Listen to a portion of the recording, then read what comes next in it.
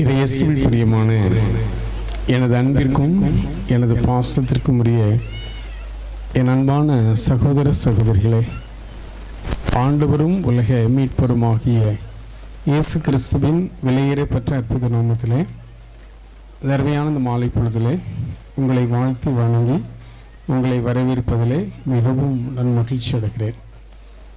அருமையான விதத்தில் நல்ல ஒரு விழிப்புணர்வை உண்டாக்குற விதத்தில் நம்முடைய பாசமுள்ள நம்ம அன்பு சகோதரிகள், அன்பான சகோதரர்கள் அற்புதமான விதத்தில் நல்ல ஒரு கலைவெளி மூலமாக நல்ல ஒரு விழிப்புணர்வை நமக்கு ஏற்படுத்தி கொடுத்தார்கள். இந்த காலத்திலே நம்ம எப்படி வாழ வேண்டும், எப்படி கடவுளுக்கு பிரியமாக இருக்க வேண்டும், பழைய பாரம்பரிய அந்த மூட பழக்க வழக்கத்திலிருந்து நாம் எப்படி விடுதலை பெற வேண்டும் என்ற நல்ல ஒரு சிந்தனையை நமக்கு கொடுத்தார்கள். நீதிமொழியின் புஸ்தகம் 3ஆம் அதிகாரம் 5 இவ்வாறு சொல்கிறது: முழு உள்ளத்தோடு உன்னை படைத்த ஆண்டவரை நீ நம்பு. முழு உள்ளத்தோடு உன்னை படைத்த ஆண்டவரை நம்பு. நீ எதை செய்தாலும் அவரை மனதிலே நிறுத்தி செய். நீ எதை செய்தாலும் அவரை மனத்தில் நிறுத்தி செய். உன் சொந்த அறிவாற்றலே நீ சார்ந்து நில்லாதே. அல்லேலூயா, அல்லேலூயா. நம்முடைய வாழ்க்கையிலே நம்ம எதை செய்தாலும் நம்மை படைத்த ஆண்டவரை தான் மனசில் நிறுத்தும். சொந்த அறிவாற்றலை ஒருபோது நாம் சார்ந்து நில்லக்கூடாது. திருப்பாடல் 32:8 இவ்வாறு சொல்கிறது: நான் உனக்கு போதித்து நீ நடக்க வேண்டிய பாதையை உனக்கு நான் காட்டுவேன். நான் உனக்கு போதிப்பேன். நீ நடக்க வேண்டிய வழி ஒன்று உண்டு, நீ நடக்க வேண்டிய பாதை ஒன்று உண்டு. நீ நடக்க வேண்டிய பாதையை உனக்கு நான் காட்டுவேன். உன் மீது என் கண்ணை வைத்து உனக்கு நான் ஆலோசனை கொடுப்பேன். அல்லேலூயா, அல்லேலூயா. அருமையான ஆண்டவர் பார்த்தீங்களா, அழகான முறையில் நல்ல விவிலியத்தின் வார்த்தையின் அடிப்படையில் நல்ல முறையில் இந்த ஒரு குறு நாடகம் மூலமாய் நல்ல ஒரு சிந்தனையை நமக்கு கொடுத்தார்கள். அல்லேலூயா. கிறிஸ்தவ குடும்பத்தில் நமக்கு வரதட்சணை கொடுப்பதும் பாவம் தான், வரதட்சணை வாங்குவதும் பாவம் தான். அல்லேலூயா, அல்லேலூயா. திருமறையில் நீங்கள் தொடக்க நூல் 24ஆம் அதிகாரத்தை நீங்கள் வாசித்து பாருங்க. அங்கே ஆபிரகாம் தன் மகனாகிய ஈசாக்குக்கு பெண் எடுக்க போறார். யார் அனுப்புறான்? எலியேசர் என்ற தன்னுடைய வேலைக்காரனை அனுப்புறார். இந்த எலியேசர் ரெபெக்காலை தன் எஜமானுடைய மகனாகிய ஈசாக்கு பெண்களை வர்றார். ஆனால் நீங்கள் திருவிழியத்தை நல்லா படிச்சு பாருங்களேன். அதில் ரெபெக்கால் குடும்பத்திற்கும் ரெபெக்காலுக்கு வேண்டிய நகை நட்டுகள் எல்லாம் யார் கொடுக்குறார் அப்படின்னா ஆபிரகாம் கொடுக்குது. மாப்பிள்ளை வீட்டில் தான் கொடுக்குறாங்க. மாப்பிள்ளை வீட்டில் இருந்து தான் பெண் வீட்டிற்கு தேவையான நகைகள் எல்லாம் கொடுக்குறாங்க. அது மட்டும் இல்லாமல் பெற்றோர்களுக்கும் கொடுக்குறாங்க. விவிலியத்தின் அடிப்படையில் அப்படிதான். ஆனால் பிசாசு தான் என்ன பண்ணிட்டான்? இந்த சிந்தனைகள் எல்லாவற்றையும் மாற்றி விட்டுட்டான். இந்த வரதட்சணை என்ற ஒரு கொடுமை எப்படி வந்து தெரியுமா? நம்ம இந்தியாவில் ஒரு சமூகம் உள்ளே புகுந்துட்டாங்க, பிராமணர்கள். அவங்க தான் அந்த வரதட்சணை என்ற கொடுமையை இந்தியாவில் உள்ளே புகுத்துனாங்க. அவர்கள் செய்கிற அந்த பாவை செயல்களை எல்லாம் இன்னைக்கு எல்லாரும் மத்தியிலும் கடந்து வந்துட்டு. அதனால நல்லா புரிஞ்சுக்கோங்க, நம்மளாம் ஆண்டோடைய பிள்ளைங்க, எசப்பாவுடைய பிள்ளைங்க. உங்கள் குடும்பம் நல்ல ஆசீர்வாதமாக இருக்கணும், கணவன் மனைவி மகிழ்ச்சியோடு கூட இருக்கணும் அப்படின்னா ஒருபோதும் வரதட்சணை வாங்காதீங்க, வரதட்சணை கொடுக்காதீங்க. அல்லேலூயா, அல்லேலூயா. அப்போ உங்கள் குடும்பம் நல்ல ஆசீர்வாதமாக இருக்கும். இல்லைன்னா கணவன் மனைவிக்கெல்லாம் பல பிரச்சனைகளை, போராட்டங்களை நீங்கள் சந்தித்து தான் நீங்கள் ஆக வேண்டியதாக ஆகிடும். என்ன, அதனால் இது ஒரு பெரிய பாவம். நல்ல அற்புதமான விதத்தில் நம்முடைய பாசமுள்ள நம்முடைய அன்பு சகோதரிகள் அற்புதமான விதத்தில் நடித்து காட்டினாங்க. கரங்களை தட்டி அவங்கள நம்ம உற்சாகப்படுத்தோமா? நன்றி, நன்றி சோதர், நன்றி. பிரியமானவர்களே, இந்த அருமையான இந்த நல்ல நேரத்தில் உங்களோடு நானும் புனித இன்னாசியார் ஜெப ஐக்கியத்தோடு நலம் தரும் இந்த நற்செய்தி இந்த ஜெப முகாமில் நான் பங்கெடுப்பதிலே நான் மிகவும் மகிழ்ச்சி அடைகிறேன். உண்மையிலே இந்த நாள் ஒரு ஆசீர்வாதமான ஒரு நாள். அல்லேலூயா. இந்த நாள் என்ன நாள் அப்படின்னா அக்டோபர் மாதம் 1ஆம் தேதி குழந்தை தெரேசாவுடைய திருவிழா. நம்முடைய திருவையானது புனித குழந்தை இயேசு கிறிஸ்துவனுடைய சிறுமலர். குழந்தை தெரேசாவுடைய திருவிழாவை நம்முடைய திரு அவையானது கொண்டாடி கொண்டிருக்கிறார். குழந்தை தெரேசாவுடைய திருவிழாவை கொண்டாடுகிறது. இந்த குழந்தை தெரேசா பாருங்களேன், சிறு வயதிலே ஆண்டவர் மீது நல்ல பற்றுதல் உள்ளவர்கள். ஆண்டவர் அதிகமாக தேடுவாங்க, ஆண்டவர் பாதத்தில் அமருவாங்க. அப்படி அவங்க இளம் சிறாராக இருக்கிற ஒரு காலகட்டத்திலே அவங்க ஒரு காரியத்தை கேள்விப்பட்டாங்க. என்ன கேள்விப்பட்டாங்க அப்படின்னா, பிரான்சிஸ் அப்படின்னு ஒரு சிறைவாசி, ஒரு சிறை கைதி. அவன் ஒரே குடும்பத்தில் 5 பேரை கொண்டு விட்டா. அதனால அவன் மரண தண்டனைக்கு ஏதுவான ஒரு சூழ்நிலையில் அவன் சிறையில் அடைக்கப்பட்டவனாக இருக்கிறான். அவன் பேரு பிரான்சிஸ். ஆனா கொடூரமானவன், பயங்கரமான கொடூரமானவன். இப்படி கொடூரமான ஒரு சிறைவாசி சிறையில இருக்கிறானே அப்படின்னு கேள்விப்பட்டோடனே இந்த திரேசா அவங்க சிஸ்டர் ஆகல, ஆனா அவங்க இளம் சிறாராக இருக்கிறாங்க. அந்த காலகட்டத்தில் அவங்க என்ன பண்றாங்க அப்படின்னா, அந்த பிரான்சிஸ்ட மனமாற்றத்துக்காக ஜெபம் பண்றாங்க. ஆண்டவரே அவர் மனம் மாறணும், தன்னுடைய குற்றங்களுக்காக குறைகளுக்காக மனம் மாறணும் அப்படின்னு ஆண்டவருடைய பாதத்தில் அமர்ந்து அதிக நாளுக்காக ஒரு ஆன்ம விடுதலைக்காக அவங்க ஜெபம் பண்ணிட்டு இருக்கிறாங்க. அப்படி ஜெபம் பண்ணிட்டு இருக்கும்போது ஒரு நாள் இந்த பிரான்சிஸ் உள்ளத்தில் ஒரு மனமாற்றம் ஏற்படுகிறது. அவனை சிறையில் இருக்கிற சிறை அதிகாரிகள் நீதிமன்றத்துக்கு அழைச்சிட்டு போறாங்க, இன்னொரு விசாரணைக்காக அழைச்சிட்டு போறாங்க. அப்போ நீதிபதி எடுத்து அவன் கதறி அழுது அவன் என்ன சொல்றான் அப்படின்னா, நான் ஒரு கொடூரமான பாவி அப்படின்னு சொல்லி இதுவரையில அவன் மறைத்த சில காரியங்களை எல்லாவற்றையும் உண்மையாக அவன் என்ன பண்றான், அதை நீதிபதியிட்ட எடுத்து சொல்றான். நான் இன்னென்ன விதத்துல பாவம் பண்ணிட்டேன், இன்னென்ன விதத்துல தப்பு பண்ணிட்டேன் அப்படின்னு அவன் சொல்லிடுறான். இது அதிகாரிகளுக்கே ரொம்ப ஆச்சரியமா போச்சு. இவ்வளவு கொடூரமானவன் இவன் எப்படி நீதிமன்றத்தில் இந்த அளவுக்கு தன் செய்த எல்லா தவறுகளையும் ஒத்துக்கொள்கிறான் அப்படின்னு அவங்களுக்கு ரொம்ப ஆச்சரியமா இருந்தது. அதுக்கப்புறம் சிறையில் வந்ததுக்கு அப்புறமும் சிறை அதிகாரிகள்ட்ட எல்லாவற்றையும் சொல்றான், மறைக்காம எல்லாவற்றையும் சொல்றான். சொல்லிட்டு அவன் சொல்றான், நான் ஒரு கத்தோலிக்க கிறிஸ்தவராக இருக்கிறபடினால எங்க திருச்சபையில பாவ சங்கீதனம் என்ற ஒரு காரியங்கள் உண்டு, ஒரு அருள் சாதனம் உண்டு. நான் செய்த எல்லா காரியங்களுக்காய் எல்லா தவறுகளுக்காக நான் மன்னிப்பு பெறணும் நான் அப்படின்னு நான் பிரியப்படுறேன். அதனால இந்த சிறைக்கு நீங்க ஒரு அருள் தந்தையை அழைச்சு கொண்டு வரலாமா அப்படின்னு ஒரு வேண்டுகோள் விடுக்கிறான் அந்த சிறை அதிகாரி இடத்துல. அப்ப சிறை அதிகாரிகள் சிறை சட்டத்திட்டங்களுக்கு உட்பட்டு ஒரு அருள் தந்தையை, பிரான்சிசன் சபையை சார்ந்த கப்போச்சின் சபையை சார்ந்த ஒரு அருள் தந்தையை அழைச்சிட்டு வராங்க. அந்த அருள் தந்தை இடத்துல தன்னுடைய பாவங்களை ஒன்றையுமே மறைக்காதபடி அவன் கண்ணீர் விட்டு அவன் ஒப்பு கொடுக்குறான். நல்ல பாவசம் செய்கிறான் அப்படின்னு நல்ல அவன் என்ன ஆயிடுறான், ரிலாக்ஸ் ஆயிடுறான்.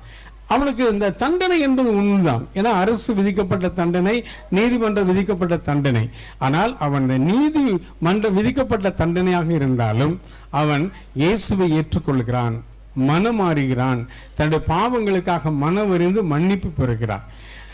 இந்த பிரான்சிஸ் என்ற இந்த சிறைவாசி மனம் மாற காரணமாக இருந்தது யார் அப்படின்னா, சிறுமலர் குழந்தை திரேசா தான். அல்லேலூயா, அல்லேலூயா.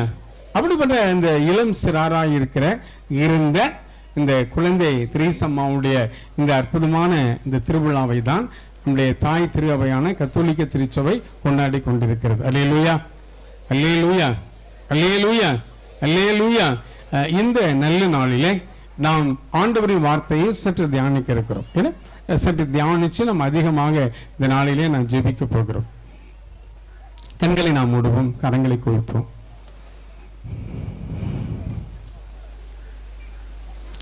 கூயவனே கூயவனே படைப்பின் காரணனே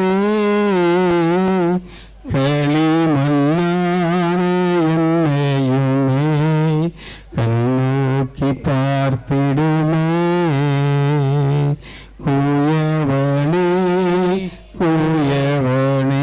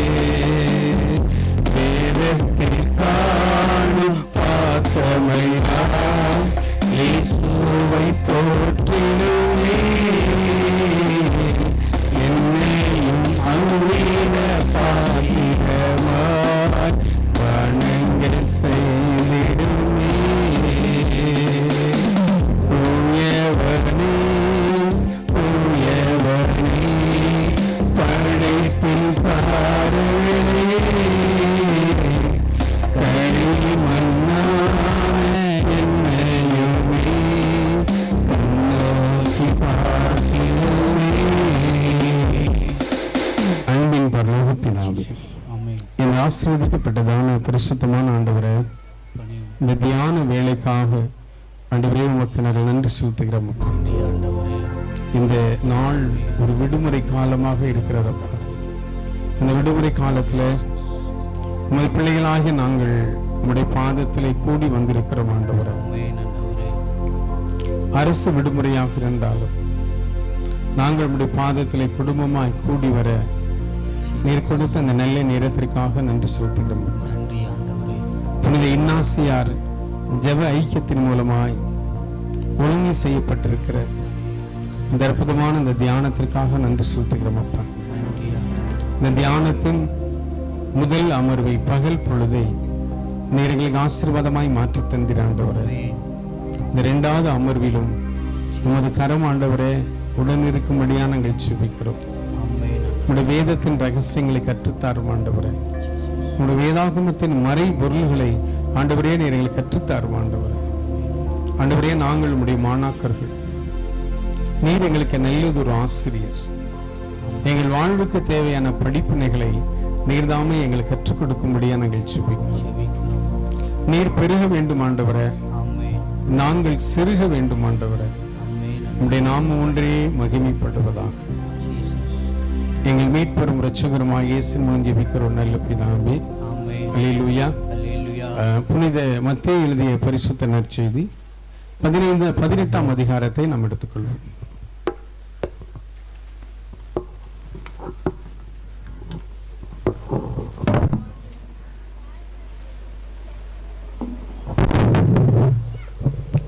வேதத்தை எடுத்தவர்கள் புனித மத்தேயு எழுதிய நற்செய்தி 18ஆம் அதிகாரத்தில் 10 இருந்து உள்ள 14 வரை உள்ள வேற பகுதிக்கு இந்த உறக்க வாசிங்க பார்க்கலாம்.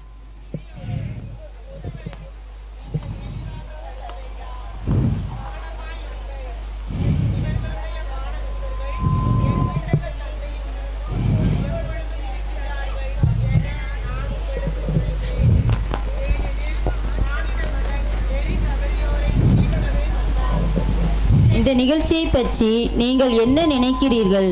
ஒருவரிடம் இருக்கும் 100 ஆடுகளில் ஒன்று வழிதவறி அடைந்தால் அவர் 99 ஆடுகளையும் மலைப்பகுதியில் விட்டுவிட்டு வழிதவறி அலையும் ஆட்டை தேடிச் செல்வார் அல்லவா? அவர் அதை கண்டுபிடித்தால் வழிதவறி அலையாத 99 ஆடுகளை பற்றி மகிழ்ச்சி அடைவதை விட வழிதவறி அந்த ஓர் ஆட்டை பற்றியே மிகவும் மகிழ்ச்சி அடைவார் என உறுதியாக உங்களுக்கு சொல்கிறேன். அவ்வாறே இச்சிறியோரில் ஒருவர் கூட நெறிதவறி போகக்கூடாது என்பதே உங்கள் விண்ணக தந்தையின் திருவுளம். இது வாழ்வு தரும் கிறிஸ்துவின் நற்செய்தி. இயேசுவில் பிரியமான என் அன்பு பாசங்களே, என் அன்பான சகோதரிகளே, இந்த சிறியோரில் ஒருவர் கூட நெறி தவறி விழுந்து விடக்கூடாது. இந்த சிறியோரில் ஒருவர் கூட பாவத்திலே, பாவச்சேற்றிலே, பாவ நாட்டத்திலே விழுந்து விடக்கூடாது என்று ஆண்டவராக இயேசு சொல்கிறார். இதுதான் கடவுளுடைய திருவுள்ளமாக இருக்கிறது. இதுதான் கடவுளுடைய விருப்பமாக இருக்கிறது. கடவுளுடைய விருப்பம் என்ன? அவரால் படைக்கப்பட்ட பிள்ளைகள் ஒருவரும் நெறி தவறி சென்று விடக்கூடாது. அவரால் படைக்கப்பட்ட பிள்ளைகள் ஒருவர் கூட பாவத்திலே, பாவ சேற்றிலே விழுந்து விடக்கூடாது. 2 பேதுருவின் புஸ்தகம் 3ஆம் அதிகாரம் 9 சொல்கிறது, ஒருவரும் கெட்டு போகாதபடி எல்லோரும் மனம் மாற வேண்டும் என்று ஆண்டவராகிய கடவுள் விரும்புகிறார் என்று சொல்லப்பட்டிருக்கிறது. அல்லேலூயா, அல்லேலூயா.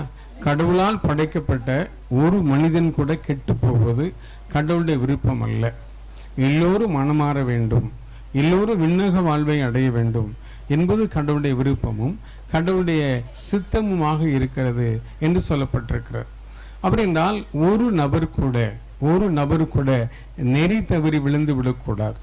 ஒரு நபர் கூட பாவத்திலே, பாவ நாட்டத்திலே, பாவ சேற்றின்பத்திலே விழுந்து விடக்கூடாது என்று கடவுள் பிரியமுள்ளவராக இருக்கிறார்.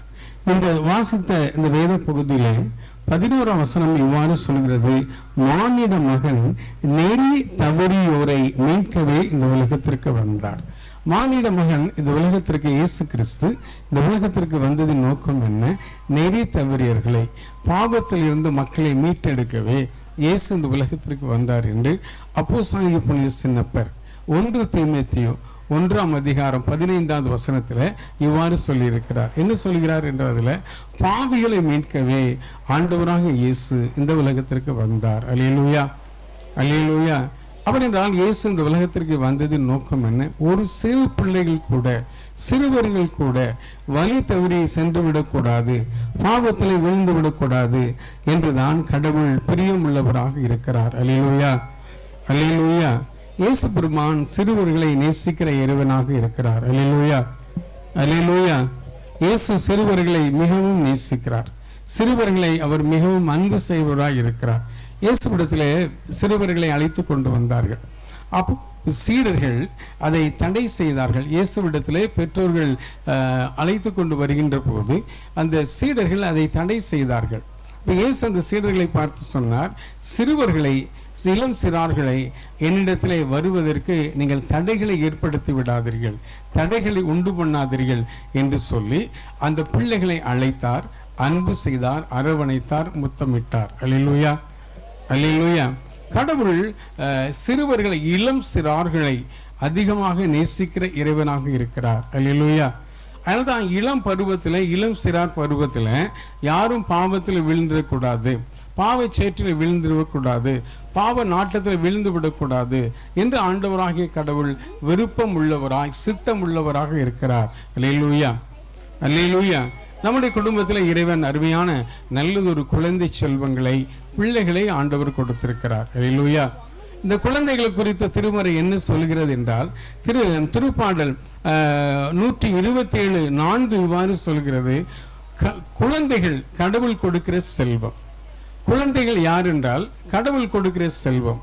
கற்பத்தின் கனி என்பது அவர் கொடுக்கிற மாபெரும் கொடை என்று சொல்லப்பட்டிருக்கிறது. அல்லேலூயா, அல்லேலூயா. குழந்தைகள் யார் என்றால் கடவுள் கொடுக்கிற பெரிய செல்வம். குழந்தைகளை கடவுள் தான் கொடுக்கிறார். அது எப்படி கொடுக்கிறார்? செல்வமாக கொடுக்கிறார், பரிசாக கொடுக்கிறார். அல்லேலூயா, அல்லேலூயா. அநேக பெற்றோர்கள் வந்திருக்கிறீர்கள், உங்களுடைய அன்பு குழந்தை செல்வங்களை கொண்டு வந்திருக்கிறீர்கள். கடவுள் இவர்களை உங்களுக்கு ஒரு செல்வமாக, பரிசாக ஆண்டவர் கொடுத்திருக்கிறார். அல்லேலூயா, அல்லேலூயா. திருப்பாடல் 128:5 இவ்வாறு சொல்கிறது, ஆண்டவர் உங்களை சீயோனிலிருந்து உங்களை ஆசீர்வதிப்பாராக. ஆண்டவர் உங்களை சீயோனிலிருந்து ஆசீர்வதிப்பாராக. நீங்கள் பிள்ளைகளின் பிள்ளைகளை காண்பீராக. அல்லேலூயா, அல்லேலூயா. ஆண்டவர் உங்களுக்கு விண்ணக வாழ்வை அருளை செய்வாராக. என் அன்பான சகோதர சகோதரிகளே, குழந்தைகள் கடவுள் கொடுக்கிற செல்வமாக, கற்பத்தின் கனி என்பது அவர் கொடுக்கிற மாபெரும் கொடையாக இருக்கிறது. ஏசாயா இறைவாக்கின நூல் 8ஆம் அதிகாரத்தில் 18வது வசனம் இவ்வாறு சொல்கிறது. அங்கு இந்த வசனம் இவ்வாறு சொல்கிறது, படைகளின் ஆண்டவரே சீயோன் மலையில் குடியிருக்கிறார். படைகளின் ஆண்டவர் சீயோன் மலையிலே அவர் குடியிருக்கிறார். நானும் அவர் எனக்களித்த குழந்தைகளும் இஸ்ரவேலில் அவருக்கு அடையாளமாகவும் அறிகுறியாகவும் நாங்கள் இருக்கிறோம் என்று இந்த திருப்பசனம் இவ்வாறு சொல்கிறது. படைகளின் ஆண்டவர் திருமலையிலே குடியிருக்கிறார். நானும் கடவுள் எனக்கு அருளிய, கடவுள் எனக்கு கொடுத்த இந்த குழந்தைகள், கடவுள் எனக்கு கொடுத்த இந்த குழந்தைகளும் நாங்கள் அவருக்கு அடையாளமாகவும் அவருக்கு அறிகுறியாகவும் நாங்கள் இருக்கிறோம் என்று இந்த வேத பகுதி நமக்கு சொல்கிறது. அல்லேலூயா, அல்லேலூயா. பாருங்க, இந்த வேத வசனம் என்ன சொல்கிறது? கடவுள் எங்களுக்கு கொடுத்த குழந்தைகள், கடவுளை எங்களுக்கு கொடுத்த கிருபையாய், கடவுளை எங்களுக்கு கொடுத்த குழந்தை செல்வங்கள் என்று சொல்லப்பட்டிருக்கிறது. நீங்கள் தொடக்க நூல் 33ஆம் அதிகாரத்தில் நீங்கள் 4-5 இந்த வேத வசனங்களை நீங்கள் வாசித்து பாருங்கள். அங்கு யாக்கோப்பு யாக்கோபிடத்தில் இவ்வாறு சொல்லுகிறார், உன்னோடு கூட இருக்கின்ற இந்த பெண்களும் இந்த குழந்தைகளும் இவர்களும் யார் என்று கேட்கின்ற போது யாக்கோப்பு ஏசாவிடத்தில் இவ்வாறு சொல்கிறார், இது கடவுளின் கருணையால், கடவுளின் அருளால் எனக்கு கொடுத்த குழந்தைகள் என்று அவர் சொல்லுகிறார். அல்லேலூயா, அல்லேலூயா. அப்படி என்றால் இந்த குழந்தைகளை எக்காரணம் அது உங்களுடைய குழந்தைகள் என்று நீங்கள் நினைத்து விடக்கூடாது. இந்த குழந்தைகள் கடவுள் உங்களுக்கு கொடுக்கிற செல்வம். குழந்தைகள் அவர் தான் உங்களுக்கு கொடுக்கிறார். இது என்னுடைய பிள்ளை, இது என்னுடைய மகா, என்னுடைய மகன் என்று நாம் நினைத்து கொண்டு இருப்போமானால் ஆண்டவருடைய ஆசீர்வாதம் நம் பிள்ளைகளை விட்டு விலகி சென்று விடும். அப்போ ஆண்டவர் என்ன நினைப்பார் அப்படின்னா, அது அவங்களுடைய பிள்ளை, இது அவளுடைய பிள்ளை, அப்போ அவங்களுடைய பிள்ளையை அவங்களே வளர்த்து பொறுப்படுத்திக் கொள்ளட்டும் அப்படின்னு ஆண்டவர் விலகி போயிடுவார். அப்போ நீங்கள் கடவுள்கிட்ட என்ன கடவுளே இந்த குழந்தையை நீர்தான் தந்தீர் என்ற ஒரு விவிலிய வார்த்தையின் அடிப்படையில் நீங்கள் உறுதியாக இருக்கணும். குழந்தைகளை அவர் தான் கொடுக்கிறார். அதனால தான் பாருங்க, நீங்கள் திருமறையில் ஒரு வேத வசனம் இவ்வாறு சொல்கிறது.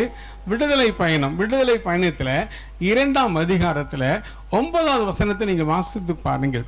அங்கு பார்வோன் குமாரத்தி தன் பணிப்பள்ளியிடத்தில் சொல்றார். என்ன சொல்றார்? மோசே சிறு குழந்தையாக இருக்கிறார். அப்போது பார்வோன் குமாரத்தி அந்த பணிப்பெண் இடத்துல என்ன சொல்றாரு அப்படின்னா, இந்த குழந்தையை வளர்ப்பதற்கு ஒரு தாயை அழைத்து கொண்டு வா அப்படின்னு சொல்றார். ஒரு தாய், அவருடைய தாயை தான் அவன் அழைச்சிட்டு கொண்டு வரார். அப்ப இந்த பார்வோன் குமாரத்தி அந்த அவங்களை பார்த்து என்ன சொல்றாரு அப்படின்னா, நீ இந்த குழந்தையை எடுத்து செல், ஆனால் இந்த குழந்தையை நீ எனக்காக வளர்த்தெடு, இந்த குழந்தையை நீ எனக்காக வளர்த்தெடு, இது பாலூட்டி சீராட்டி நீ இந்த பிள்ளையை யாருக்காக வளர்க்கணும் அப்படின்னா எனக்காக தான் வளர்க்கணும், உனக்காக அல்ல. நீ எனக்காக இந்த குழந்தையை வளர்த்தெடு. நீ இந்த குழந்தையை வளர்க்கின்ற போது அதற்குரிய சன்மானத்தை உனக்கு நான் தருவேன் என்று சொல்லுகிறார். அல்லேலூயா, அல்லேலூயா.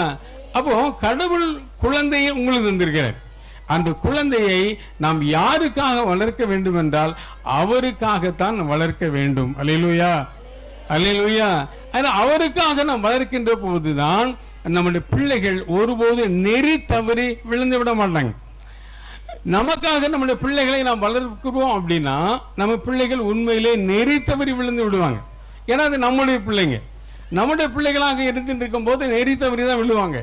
ஆனால் அவருடைய பிள்ளையை அவருக்காக நாம் வளர்க்க வேண்டும் என்ற ஒரு பொறுப்பை நாம் உணர்வோமானால் நம்முடைய பிள்ளைகள் நெறி தவறி விழுந்து விட மாட்டார்கள். அல்லேலூயா, அல்லேலூயா.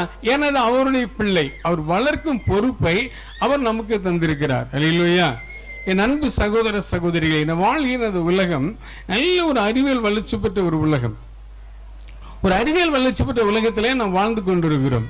நம்ம நல்ல உழைக்கிறோம், நல்ல சம்பாதிக்கிறோம், ஒரு நல்ல நிலையில நாம் இருக்கிறோம். ஆனால் நமக்கு இருக்கிற ஒரு பெரிய கஷ்டம் என்ன அப்படின்னா, குழந்தை கடவுள் கொடுத்த இந்த குழந்தை செல்வங்களை இந்த அறிவியல் வளர்ச்சி பெற்ற இந்த உலகத்தில் கடவுளுக்கு ஏற்ற நெறிமுறையிலே கடவுளுக்கேற்ற அந்த நெறிமுறையில எப்படி வளர்ப்பது என்பதுதான் நமக்கு மிக மிக கடினமாக இருக்கிறது. அல்லேலூயா, அல்லேலூயா. அவருக்கேற்ற நெறிமுறையில எப்படி வளர்ப்பது என்பது நமக்கு கடினமாக இருக்கிறது. ஒரு முறை நான் ஊழியத்துக்காக ஒரு ஊருக்கு போயிட்டு இருந்தேன். நான் பஸ்ல போயிட்டு இருந்தேன். என் பக்கத்துல 2 பேர் அவங்க வேலை முடிஞ்சு வந்துட்டு இருக்கிறாங்க. நான் ஒரு மாலை நற்செய்தி பெருவிழாவுக்கு ஒரு ஊழியத்துக்கு நான் போயிட்டு இருக்கிறேன். அப்போ என்னோட பக்கத்தில் இருந்த 2 பேருடைய உரையாடலை நான் கேட்டேன். இது எதுக்காகன்னா, என் ஊழியத்தில் நான் சில காரியங்களை தெரிந்து கொள்ள எனக்கு பயனுள்ளதாக இருந்தது. அது 2 பேரும் ஒரு வங்கியில் வேலை செய்கிறார்கள் என்பதை என்னால் அறிந்து கொள்ள முடிந்தது. ஒரு நபர் பேசுறாரு, கணேசா, எனக்கு ஒரு பெண் குழந்தை இருக்கிறான். அவன் +2 படிச்சுட்டு இருக்கிறான். ஆனால் என் மகள் எப்போ பார்த்தாலும் செல்போனில் தான் விளையாண்டுருக்கிறான். அவளுக்கு எக்ஸாம் நடக்க இன்னும் ஒரு மாதம் தான் இருக்குது. ஆனால் படிப்பில் அவள் கவனம் செலுத்த மாட்டேங்கிறாள். எப்போ பார்த்தாலும் செல்லில் தான் நோண்டிட்டு இருக்கிறான். இல்லை கொஞ்சம் டைம் கிடைத்தா டிவி சீரியலில் போய் பார்க்குறான். படிப்பில் கவனம் செலுத்த மாட்டேங்கிறான். என்னால் அவளை கண்டிக்கவும் முடியலை, அவளை கண்டித்து திருத்தவும் முடியலை. நான் கண்டிச்சா திருத்தினா அவள் ஏதாவது செஞ்சிருவாளோ அப்படிங்கிற ஒரு பயம் இருக்கிறது. அவர் சொல்றாரு, நான் ரொம்ப கஷ்டப்பட்ட குடும்பத்தில் பிறந்தவன்பா. எங்கள் அப்பா இறந்ததுக்கு அப்புறம் எங்கள் அம்மா என்னை கஷ்டப்பட்டு வளர்த்து ஆளாக்கி என்னை படிக்க வச்சாங்க. நானும் ஒரு வங்கி தேர்வு எழுதி வங்கியில் நல்ல ஒரு வேலையை நான் பெற்றுட்டேன். ஆனால் நான் படிக்கிற காலத்தில் எனக்கு சரியான உணவு கிடையாது. நான் படிக்கிற காலத்தில் எனக்கு சரியான உடை கிடையாது. காலில் போனதுக்கு செருப்பு கூட கிடையாது. நான் 2-3 கிலோமீட்டர் தூரம் நடந்து போய் நான் படித்தேன். கஷ்டம் என்றால் என்னால் உணர முடிந்தது.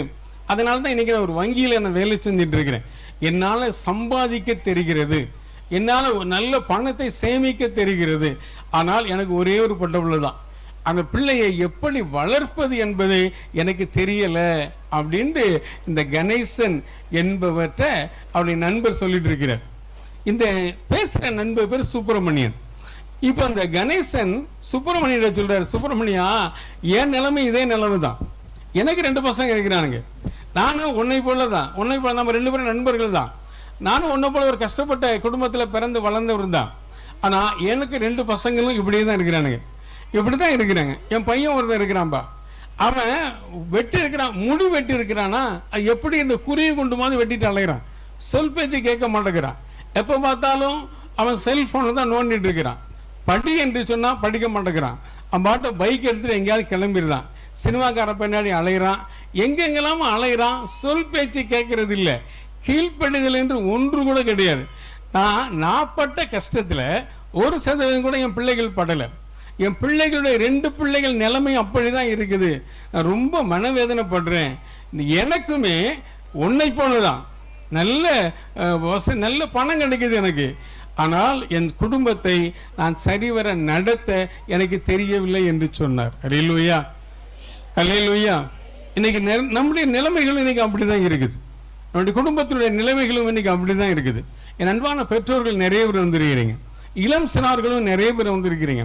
இது நமக்கு வாழ்வுக்கு தேவையான ஒரு படிப்பினையாக இருக்கிறபடினாலே, நம்முடைய வாழ்வுக்கு தேவையான ஒரு காரியங்களாக இருக்கிறபடினால்தான் ஆண்டவர் இந்த இறை வார்த்தையை நமக்கு கொடுத்திருக்கிறார். ஒரு சிறார் கூட நெறி கெட்டு விழுந்து விடக்கூடாது, ஒரு சிறார் கூட பாவத்திலே, பாவ சேற்றிலே, பாவ நாட்டத்தில் விழுந்து விடக்கூடாது. ஆகவே பாவ நாட்டத்திலே, பாவ சேற்றிலே பிள்ளைகள் விழுந்து விடக்கூடாது. அவர்களுக்கு நாம் இடர்களாக இருக்கக்கூடாது, அவர்களை நல்வழிப்படுத்துவராகத்தான் நாம் இருக்க வேண்டுமே தவிர அவர்களை இடர்களுக்குள் உண்டாக்குபவர்களாக நாம் இருந்து விடக்கூடாது என்று திருமறை நமக்கு சொல்கிறது. அல்லேலூயா, அல்லேலூயா. நான் சொன்ன அந்த சம்பவம் ஒரு உண்மை சம்பவம். நான் ஒரு ஊருக்கு போகும்போது பஸ்ஸில் நான் கேட்ட ஒரு உரையாடல் எனக்கு அந்த ஊழியத்தில் எனக்கு ரொம்ப சிந்திக்க வைத்தது. நான் ஒரு ஊழியக்காரனாக இருக்கிறபடினால அப்போ சமூகம் இன்னைக்கு இப்படி தான் இருக்குது, சமூக மக்களுடைய வாழ்க்கை முறை இப்படி தான் இருக்கிறாங்க, நல்லா உழைக்கிறாங்க, நல்ல கஷ்டப்படுறாங்க, நல்ல பாடுபட்டு அவங்க பணத்தை நல்லா சேமிக்கிறாங்க, வங்கிகளில் சேமிக்கிறாங்க, எல்ஐசியில் போடுறாங்க, எல்லாமே செய்கிறாங்க, நல்லது. ஆனால் குடும்பத்தில் தன் பிள்ளைகளை சரியான முறையிலே, சீரான நெறிமுறையிலே வளர்க்க முடியாத ஒரு சூழ்நிலைக்கு இன்று குடும்பங்கள் தள்ளப்பட்டு விட்டது. அதற்கு என்ன காரணம் அப்படின்னா, அறிவியலுடைய துரிதமான ஒரு வளர்ச்சி. இப்ப நிறைய பெற்றோர்கள் இருக்கிறீங்க, என்னை போல வயது ஒத்தவர்கள் நிறைய பேர் இருக்கிறீங்க. நம்மலாம் ஒரு வாலிப பருவத்தில், வாலிப காலத்தில் இருக்கும்போது நம்மளுக்கு செல்போன் என்னன்னு தெரியாது, இந்த கம்ப்யூட்டரு அப்புறம் என்னெல்லாமோ இருக்குது, அதை பற்றிலாம் ஒரு பேசிக் அறிவு கூட, அடிப்படை அறிவு கூட நமக்கு கிடையாது, தெரியாது. ஆனால் 50 வயதில் நாம் அறிந்து கொண்ட காரியத்தை, 50 வயதிலே நாம் தெரிந்து கொண்ட காரியத்தை இந்த 8 வயதிலே நம்முடைய பிள்ளைகள் அறிந்து கொள்ளுகிறார்கள். அல்லேலூயா, அல்லேலூயா. இன்று 8 வயதிலே நம்முடைய பிள்ளைகள் அறிந்து கொள்ளுகிறார்கள். ஒரு எச்சரிக்கையான ஒரு செய்தியாத்தான் இன்று உங்களோடு நான் பகிர்ந்து கொள்கிறேன். இப்ப 2025 நாம் வாழ்ந்து கொண்டிருக்கிறோம். 2025 வாழ்ந்து கொண்டிருக்கிற நமக்கு இன்னைக்கே இப்படி ஒரு அறிவியல் வளர்ச்சி என்றால், இன்னைக்கே இவ்வளவு அறிவியல் முன்னேற்றத்தோடு நான் வாழ்ந்து கொண்டு இருக்கிறோம் அப்படின்னா, ஒருவேளை உங்க பிள்ளைக்கு ஒரு 10 வயது 8 வயது இருக்குன்னு வச்சுக்காங்கன்னே, ஒரு 15 ஆண்டுல இந்த அறிவியல் வளர்ச்சி எப்படி இருக்கும் அதை நீங்க நோக்கி பாருங்க. ஒரு 15 ஆண்டுகள்ல நம்ம எப்படி தள்ளப்படுவோம், நம்முடைய பிள்ளைகள் எப்படி இருப்பாங்க, நம்முடைய பிள்ளைகளுடைய எதிர்கால வாழ்க்கை எப்படி இருக்கும் என்பதை நீங்க நல்லா நோக்கி பாருங்க. பிள்ளைகள் கடவுளை தேடுவாங்களா, கடவுளுடைய பாதத்தில் அமருவாங்களா, ஆலயத்துக்கு போவாங்களா, ஜெபிப்பாங்களா அப்படின்னா கேள்விக்குறிதான். இன்னைக்கே நம்முடைய பிள்ளைகள் சரி, அன்னைக்கு நம்முடைய பிள்ளைகள் நிறைய வந்திருக்கிறாங்க, ரொம்ப ரொம்ப மகிழ்ச்சி. ஆனா நிறைய ஊர்களில் அப்படிலாம் கிடையாது, கடவுளை தேடுறதே இல்லை, ஆலயத்துக்கு வர்றதே கிடையாது, ஞாயிற்றுக்கிழமை கடன் திருநாளில் பங்கெடுக்கிறது இல்லை, அப்படிப்பட்ட ஒரு சூழ்நிலைகள் இருக்கிறது.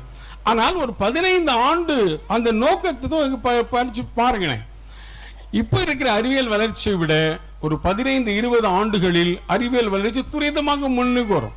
அப்ப இன்னைக்கு ஒரு 8 வயது நிரம்பின ஒரு பெண் குழந்தையாக இருக்கலாம், ஒரு 8 வயது நிரம்பின ஒரு பையனாக இருக்கலாம், ஒரு 15 வருஷத்தில் அவங்களுடைய காலத்தில் எவ்வளவு அறிவியல் வளர்ச்சி இருக்கும். அப்ப பிள்ளைகளை பாதுகாப்பதும், கடவுள் கொடுத்த பிள்ளைகளை சரியான முறையில வளர்த்தி எடுப்பதும் நம்முடைய கடமையாக இருக்கிறது. அல்லேலூயா, அல்லேலூயா. அல்லேலூயா. என்றால் திருமறை என்ன சொல்லுகிறது? ஒருவரும் நெறி தவறி சென்று விடக்கூடாது. இந்த சிறியோரில் ஒருவர் கூட நெறி தவறி சென்று விடக்கூடாது. அப்படி நெறி தவறி சென்று விடுவதற்கு யாருமே இடையூறாக தடையூறாக இருக்கக்கூடாது என்று ஆண்டவராக இயேசு சொல்லுகிறார். அல்லேலூயா, அல்லேலூயா. சரி, முதலாவதாய் இந்த பிள்ளைகள், நம்முடைய பிள்ளைகள் எல்லாம் ஒரு நெறி தவறி சென்று விடக்கூடாது இருப்பதற்கு நம்ம ஃபர்ஸ்ட் நம்ம யாராக நாம இருக்கணும் அப்படின்னா நம்முடைய குடும்பங்கள் அதனால நினைச்சு பார்க்கணும். நம்முடைய குடும்பங்கள்ல இன்னைக்கு என்ன இல்லை அப்படின்னா குடும்ப ஜெபம் என்பதே நம்முடைய குடும்பத்தில் கிடையாது. நம்ம நட்சத்திர கூட்டங்களுக்கு வர்றோம், நல்லது. உபவாச கூட்டத்துக்கு வர்றோம், நல்லது. இரவு ஜெபங்களுக்கு வருகிறோம், நல்லது. ஆனால் குடும்பமாய் நாம் கூடி ஜெபிக்கிறோமா என்பது கேள்விக்குறிதான். நீங்க நிறைய குடும்பங்கள்ல குடும்ப ஜெபமே இல்லை. அந்த குடும்ப ஜெபத்துக்குரிய நேரத்தை டிவி சீரியலுக்கு ஒதுக்கிறோம். அந்த நேரத்தை டிவி சீரியல் எடுத்துக்குது. நம்மளால குடும்பமா ஜெபம் பண்ண முடியல. எங்க மறை மாவட்டத்தில் ஒரு கிராமம் தான் இருந்தது, நாஞ்சான்குளம் என்ற ஒரு கிராமம். அந்த கிராமத்தில் நான் ஃபர்ஸ்ட் வீடுகளை சந்திச்சுட்டு மாலையெல்லாம் ஆலயத்தில் வழிபாடு நடத்துவேன். அப்போ நான் சீக்கிரம் போயிடுவேன். அது கிராமப்புற மக்கள் விவசாய வேலை செய்கிறவங்க. நான் சீக்கிரம் போயிட்டு அந்த வீடுகள்லாம் சந்திச்சுட்டு ஒரு 7-9 மணிக்கு ஆலயத்தில் வழிபாடு நடத்துவேன். அப்படி நான் ஒரு வீடை சந்திச்சுட்டு இருக்கும்போது ஒரு வயதான ஒரு பாட்டியம்மா வந்தாங்க. பாட்டியம்மா நான் ஜெபம் பண்ணிட்டு இருக்கிறோம், நானும் அந்த குடும்பத்தார்ட்ட சொல்கிறாங்க. அது குறிப்பிட்ட ஒரு நேரம் போல், அந்த நேரத்தில் அவங்க டிவி சீரியலை பார்ப்பாங்க போல இருக்கு. அந்த குடும்ப உரிமையாளர் சொல்கிறாங்க, சீக்கிரம் டிவியை போடு, எனக்கு ஒன்றுமே புரியலை. நேற்று நடந்த நிகழ்வை சுட்டி காட்டுறாங்க. இன்னைக்கு அவன் என்ன ஆனானோ எப்படி ஆனானோ ஒன்றுமே புரியலை. அந்த பொண்ணு ஓடியே போனா, கிணத்துல போய் விழணுன்னு போனா விழுந்துட்டாளா இல்லையா, இல்லைன்னா விழ போறாளா, இல்லை செத்துருவாளா தெரியலப்பா. அதனால இப்போ நான் உட்காந்து பார்த்தா தான் எனக்கு ரொம்ப இதாக இருக்கும், இல்லைன்னா எனக்கு பைத்தியம் முடிச்ச மாதிரி இருக்குது. நீ டிவியை போடு அப்படின்னு அந்த அம்மா சொல்லுது. அப்போ நான் சொல்லேன், பாட்டியம்மா அங்கே பாருங்க, நான் ஜெபம் பண்ணுறதுக்காக வந்திருக்கிறேன். இப்போ இந்த வீட்டில் ஜெபத்தை முடிச்சுட்டு அடுத்த ஆலயத்தில் நான் வழிபாட்டுக்கு போகணும். அதனால் நீங்களும் இந்த ஜெபத்தில் பங்கெடுங்க அப்படின்னு சொல்லி இந்த பாட்டியம்மாட்ட சொன்னேன். அப்போ அந்த பாட்டியம்மா சொல்லுது, ஐயா நீங்கள் ஒரு மூலையில் உட்காந்து ஜெபம் பண்ணுங்க ஐயா, எனக்கு டிவியை போட்டு விட சொல்லுங்க, நான் டிவியை பார்த்துட்டு இருக்கிறேன். நீங்கள் ஒரு மூலையில் நீங்களும் அவரும் ஜெபம் பண்ணிட்டு நீ பாட்டு கோயிலுக்கு போகிறோன்னு சொல்லுது. அப்புறம் என்ன சொல்லுவார் அப்படின்னா, ஒரு வயது முதிர்ந்த பாட்டியாக இருந்தாலும் அவங்களுக்கு என்ன மோகம் இருக்குதுன்னா ஒரு டிவி மோகம் இருக்குது. ஏன்னா அவங்களுக்கு என்ன, நேற்று சீரியலை பார்க்குறாங்க, நேற்று சீரியலில் என்ன நிகழ்வு நடக்குது மனசில் உள்வாங்குறாங்க. அப்போ இன்னைக்கு எப்படி இருக்கும் அதை நான் புரிஞ்சுக்கணும், அதை அறிந்து கொள்ளணும், தெரிந்து கொள்ளணும். அதில் அவர்களுக்கு ஆர்வம் இருக்கிறதே தவிர ஆண்டவரை அறிந்து கொள்ள வேண்டும், ஆண்டவரை பற்றி தெரிந்து கொள்ள வேண்டும் என்ற இது கிடையாது. வயதான பாட்டி தான் இன்னைக்கு அப்படிதான். இன்னைக்கு நம்ம குடும்பங்களில் குடும்ப ஜெபத்திற்கென்று கொடுக்க வேண்டிய நேரத்தை டிவி சீரியலுக்கு நாம் நிறைய செலவிட்டு விடுகிறோம். அது மாத்திரமல்ல, அந்த நேரத்தில் தான் நாம் செல்போனை கையில் எடுக்கிறோம். செல்போனை கையில் எடுத்து அந்த செல்போனில் நிறைய வசதிகள் இருக்கு, அதில் ஏதாவது ஒன்று நோண்டிக்கிட்டே தான் இருக்கிறோம். ஏதாவது ஒன்று நீங்கள் நோண்டிக்கிட்டு தான் இருக்கிறேன். மீதியெல்லாம் நான் வீடு சந்திக்க போகிறேன் அப்படின்னா, பிரதர் வாங்க பிரதர் அப்படின்னு சொல்லி சேரில் உட்கார வச்சு எனக்கு கூட பேசிகிட்டு இருப்பாங்க. பிரதர் வேதத்தை பற்றி சொல்லுங்களேன், ஆண்டவரை பற்றி நீங்கள் எங்கிட்ட சொல்லுங்களேன், அந்த புனிதரை பற்றி எங்களுக்கு தெரியணும் பிரதர், இந்த புனிதரை பற்றி எங்களுக்கு தெரியணும் பிரதர், சொல்லிக் கொடுங்க பிரதர் அப்படின்னு சொல்லி கேட்பாங்க. இன்னைக்கு நாங்கள் ஹவுசஸ் பண்ணணும் அப்படின்னு போனாலே எங்களை உட்கார வச்சுட்டு எங்கள் கையில் ரிமோட்டை கொடுத்து டிவி பாருங்கன்னு சொல்கிறாங்க. ஏமா நான் இதுக்காக வந்தேன் அப்படி இல்லை அப்படின்னு சொல்லிட்டு அவங்க ஆளுக்கு ஒரு செல்ஃபோன் எடுத்து அவங்க பேசிக்கிட்டே தான் இருக்கிறாங்க. ஆண்டவரோடு பேசுறதுக்கு அவங்க நேரங்களை செலவிடுவது இல்லை. அறிவியல் வளர்ச்சி பெற்ற இந்த உலகத்தை அப்படி வாழ்ந்துட்டு இருக்கிறாங்க. சரி, அப்போ அந்த குடும்பங்களில் என்ன இல்லை அப்படின்னா குடும்ப ஜெபம் என்பது இல்லை. அல்லேலூயா. குடும்ப ஜெபம் ஒன்றும் இல்லை. நல்லா புரிஞ்சுக்கோங்க. இன்னைக்கு மனிதர்கள் என்ன சொல்றாங்க அப்படின்னா, பிரதர் நாங்கள் வேலைக்கு போகிறோம், எங்களுக்கு வேலை செய்யறதுக்கே நிறைய நேரங்கள் ஆகிறது, ஆக வீட்டுக்கு வரோம், வீட்டு வேலை செய்யறதுக்கு எங்களுக்கு ரொம்ப நேரம் ஆகுது, குடும்ப ஜெபம் பண்றதுக்கு எப்படி பிரதர் எங்களுக்கு நேரம் இருக்கும் என்று சொல்லுகின்றவர்கள் நிறைய பேர் இருக்கிறாங்க. ஒன்று புரிஞ்சுக்காங்க. திருத்துதர் பணி 10ஆம் அதிகாரம், திருத்துதர் பணி 10ஆம் அதிகாரத்தில் 1 உள்ள வேற பகுதியை எடுத்து உங்க படிக்க பார்க்கலாம். கொர்நேலியு என்ற மனிதனை பற்றி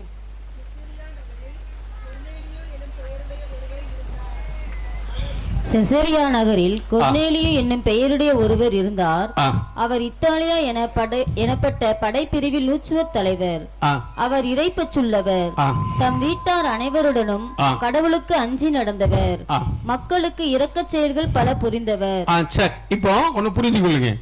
இவர் இவர் இவர் இவர் யார்?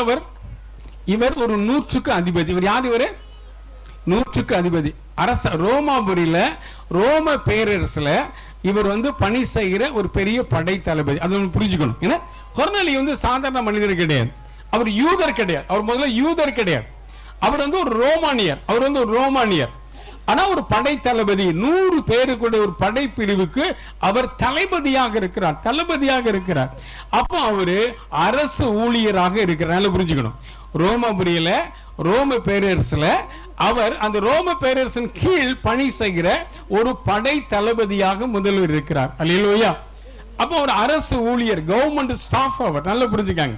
சரி, அப்போ அரசு ஊழியராய் ஒரு பெரிய பொறுப்புல அவர் இருக்கிறார் அப்படின்னா அவர் என்னென்ன இருக்கும்? முதல்ல அவர்கிட்ட பணம், செல்வாக்கு இருக்கும். அல்லேலூயா. என்ன இருக்கும்? அவங்ககிட்ட பணம் இருக்கும், செல்வாக்கு இருக்கும், இல்லையா? அடுத்த ரொம்ப அந்தஸ்து உள்ளவராக இருப்பார். நல்ல அந்தஸ்து உள்ளவராக, பணம் இருக்கும், செல்வாக்கு இருக்கும், அந்தஸ்து இருக்கும், அதிகாரங்கள் இருக்கும். ஏன்னா 100க்கு அதிபதி அவர். 100 பேர் படை பிரிவுக்கு அவர் தளபதியாக இருக்கிறார். ஆனால் அந்த மனிதர் என்ன பண்றார் அப்படின்னா தன்னுடைய குடும்பத்தாரோடு அமர்ந்து அவர் ஜெபிக்கிறவராய் காணப்படுகிறார். அல்லேலூயா, அல்லேலூயா, அல்லேலூயா. இன்னைக்கு நாம என்ன நினைக்கிறோம் அப்படின்னா, ஐயோ எனக்கு வேலை செய்யறதுக்கு தான் டைம் சரியா இருக்குது, வீட்டு வேலைகள் செய்யறதுக்கு தான் டைம் சரியா இருக்குது, ஆனா குடும்ப ஜெபம் பண்றதுக்கு எனக்கு எங்க பிரதர் டைம் அப்படின்னு கேட்கிறவங்களாம் இருக்கிறீங்க.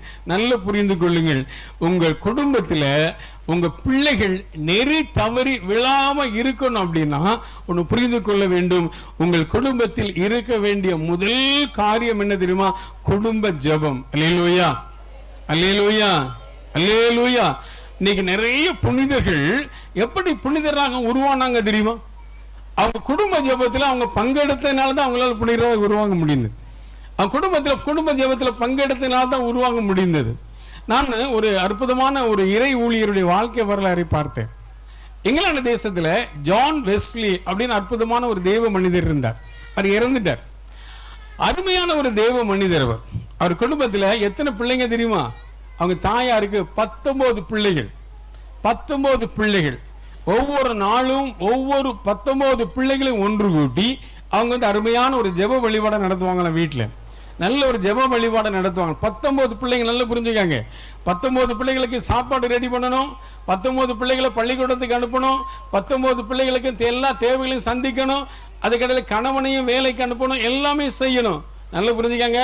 19 பிள்ளைகளை வளர்த்து ஆளாக்கணும், கணவனுக்கும் சாப்பாடு ரெடி பண்ணி வேலைக்கு அனுப்பணும், இவர்களும் ஜெபத்தில் இருக்கணும். அப்ப எப்படி அவங்களுக்கெல்லாம் சாத்தியமானது?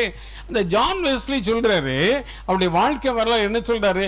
நான் இன்று கடவுளுடைய ஊழியத்தை நான் செய்கிறேன் என்றால், கடவுளுடைய ஊழியத்தை செய்ய ஆற்றலும் கடவுளுடைய ஊழியத்தை செய்ய தெம்பும் எனக்கு எப்ப வந்துச்சு அப்படின்னா, என் தாயார் எங்களோடு அமர்ந்து ஜெபிக்கிற அந்த குடும்ப ஜெபத்திலே தான் இந்த ஆற்றலை நான் பெற்றுக்கொண்டேன் என்று சொல்லுகிறார். அல்லேலூயா, அல்லேலூயா.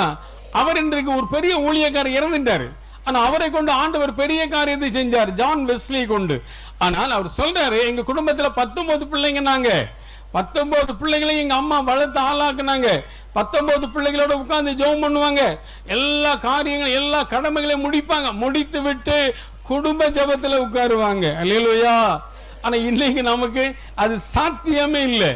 எல்லாரும் அப்படிதான் சொல்லுவீங்க, சாத்தியம் இல்லை பிரதர், பிள்ளைகளோடு அமர்ந்து ஜெபிக்கிறதுக்கான சாத்தியம் இல்லை, எங்களுடைய கணவரோடு உட்கார்ந்து நாங்கள் செபிக்கிறதுக்கான சாத்தியம் இல்லை என்று தான் சொல்லுவீங்க.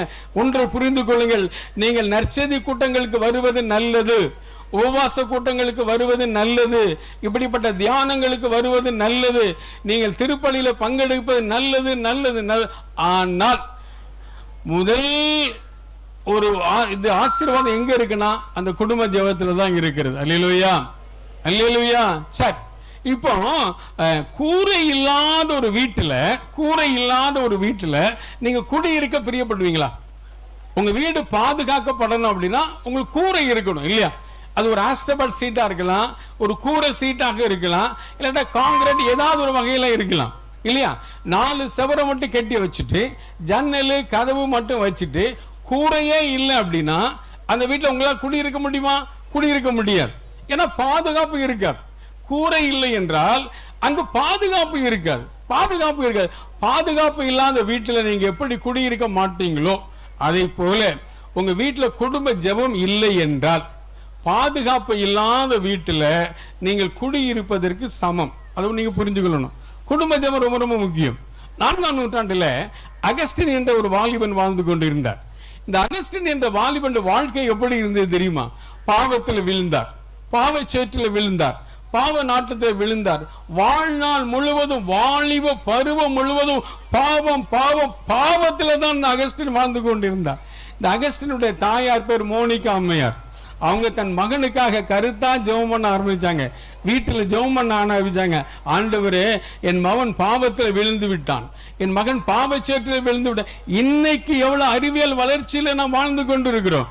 ஆனா 4ஆம் நூற்றாண்டிலே இந்த அகஸ்டின் என்ற வாலிபன் பாவத்திலே, பாவ நாட்டத்திலே அவன் விழுந்து போன ஒரு காலம் அது. இந்த தாயார் தன் மகனுக்காக கருத்தா ஜெபம் பண்ணாங்க. வீட்டில் ஜெபம் பண்ண ஆரம்பிச்சாங்க. ஜெபம் பண்ணாங்க, ஆண்டவரே என் மகனை சந்தியும் ஆண்டவரே, அவன் அவ்வளவு பாவத்தில் விழுந்து போய் கிடக்கிறான் ஆண்டவரே என்று தன் மகனுக்காக ஜெபிக்க ஆரம்பித்தார்.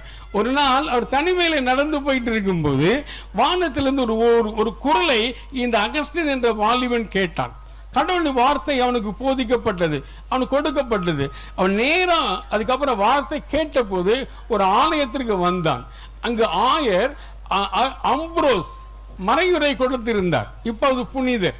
அவர் ஆயர் அம்புரோஸ் மறையுரை கொடுக்கப்பட்டு கொண்டிருந்தது. அந்த மறையுரையை அவர் கேட்டார். பாவத்தை குறித்தும், பாவ நாட்டத்தை குறித்தும், பாவ சிற்றின்பத்தை குறித்தும் அவர் கண்டித்து போதித்துக் கொண்டே இருந்தார்.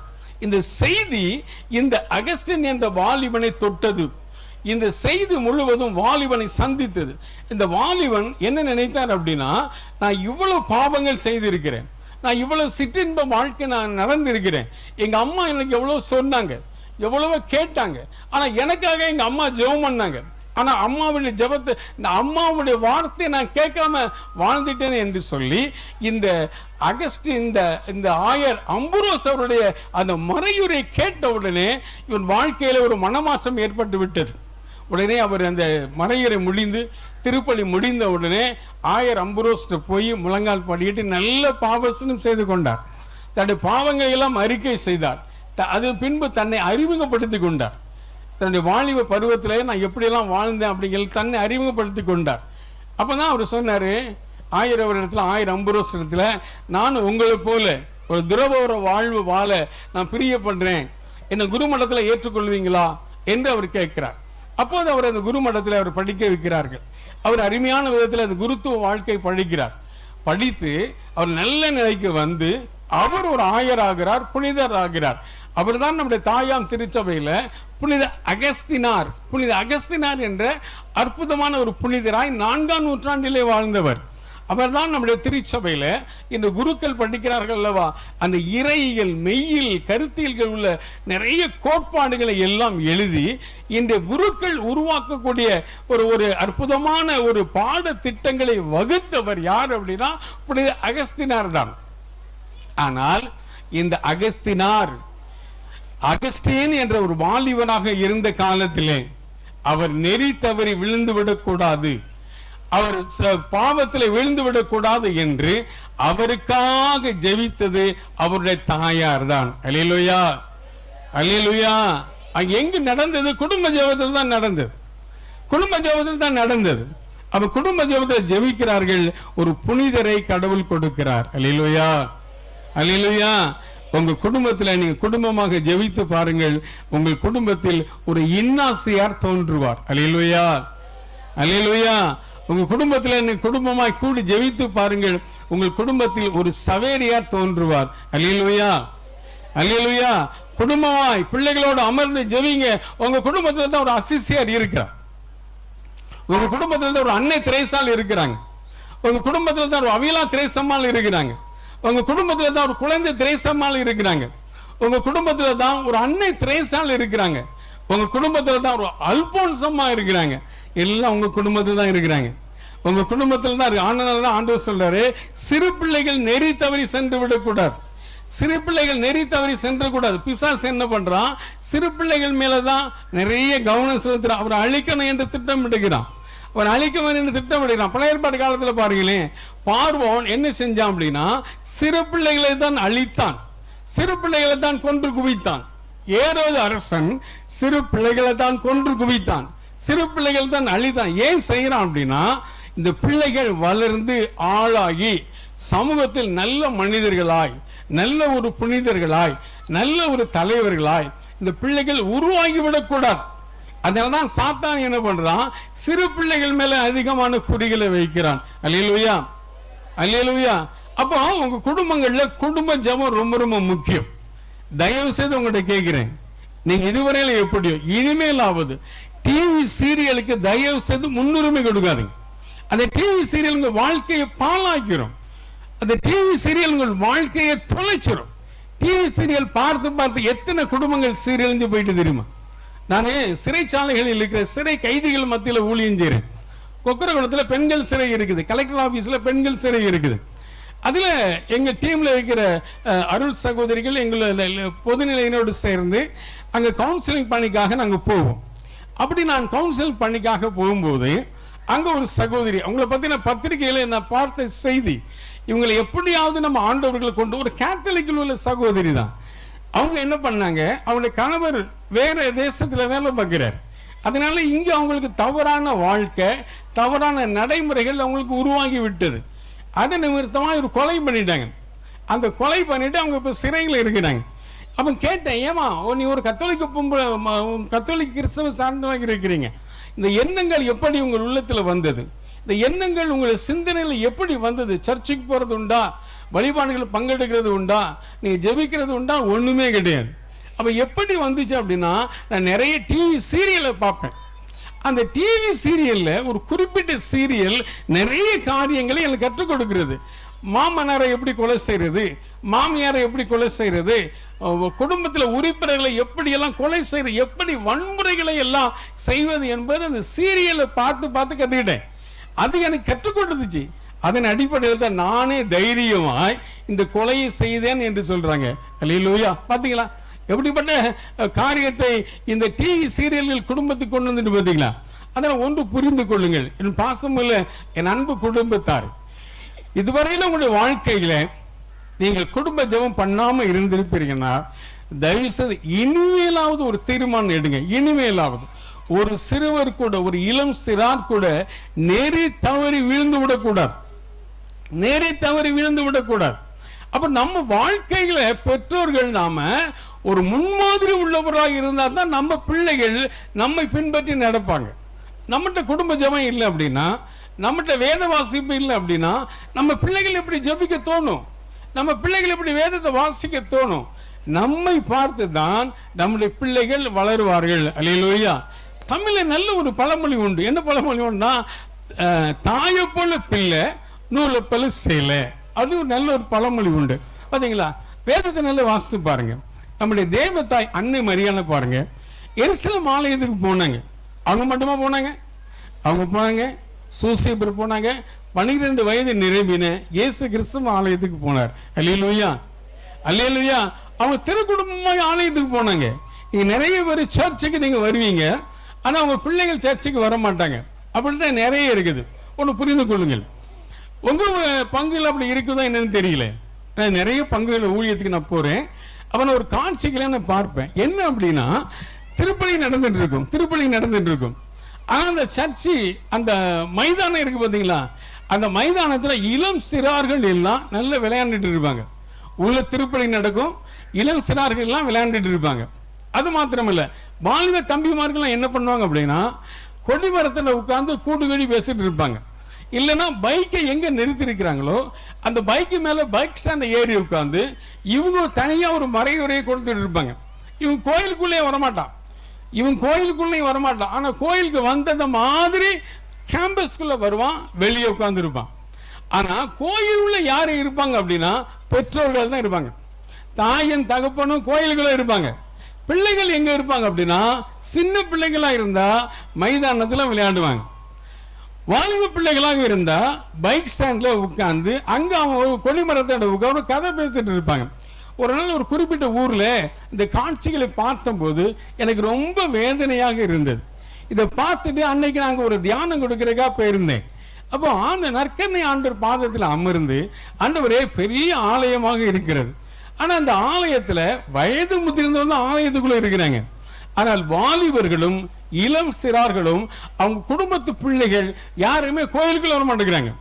ஏன் ஆண்டவரே, எதனால இப்படி எல்லாம் நடக்குது அப்படின்னு சொன்ன உடனே ஆண்டவர் வந்து ஒரு வெளிப்பாட்டை கொடுத்தார். என்ன சொன்னார் அப்படின்னா, இந்த குடும்பங்களில் குடும்ப ஜெபம் கிடையாது, வேத வாசிப்பு கிடையாது. ஏதோ ஞாயிற்றுக்கிழமை அவங்க மட்டும் வராங்க, கடமைக்கு அந்த பிள்ளைகள் கூட வராங்க, ஆனா பிள்ளைகள் வெளியே இருப்பாங்க, இவங்க மட்டும் தான் கோயில இருப்பாங்க. இவங்க குடும்பங்களில் குடும்ப ஜெபம் இல்லாதபடினால்தான் அந்த குடும்ப ஜெபத்துல இந்த குழந்தைகள் அமர்வது கிடையாது, வாலிப பிள்ளைகள் அமர்வது கிடையாது. ஒரு மணி நேரம் குடும்ப ஜெபத்தில் அமர்ந்து ஜெபமாலை சொல்லி வேதத்தை வாசித்து தியானித்து ஒரு ஜெபிக்காத ஒரு குடும்பம், தன்னை தயாரிக்காத அந்த பிள்ளைகள் அவங்க ஆலயத்துல திருப்பலியில பங்கெடுக்க முடியாதவங்களால். அங்க குருவானவர் எவ்வளவுதான் தன்னை தயாரித்து மறையுரை தயாரித்து வந்திருந்தாலும் அந்த ஆலயத்தில் நடக்கிற எல்லா நிகழ்வுகளுமே அவங்களுக்கு போர் அடிக்கத்தான் செய்யும். அதனால இவங்க குடும்பங்களில் குடும்ப ஜெபம் இல்லை, அதனால் பிள்ளைகளால் ஆலயத்துக்குள் வர முடியவில்லை. அல்லேலூயா, அல்லேலூயா.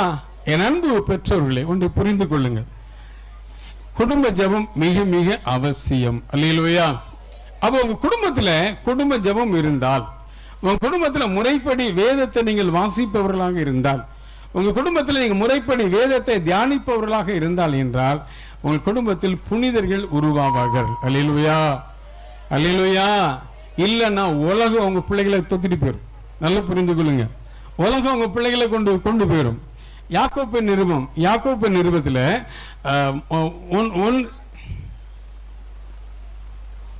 3 யோவான் 5:19 என்ன சொல்லுது அப்படின்னா, இந்த உலகம் அனைத்துமே சத்துருடைய பிடியில் இருக்கிறது.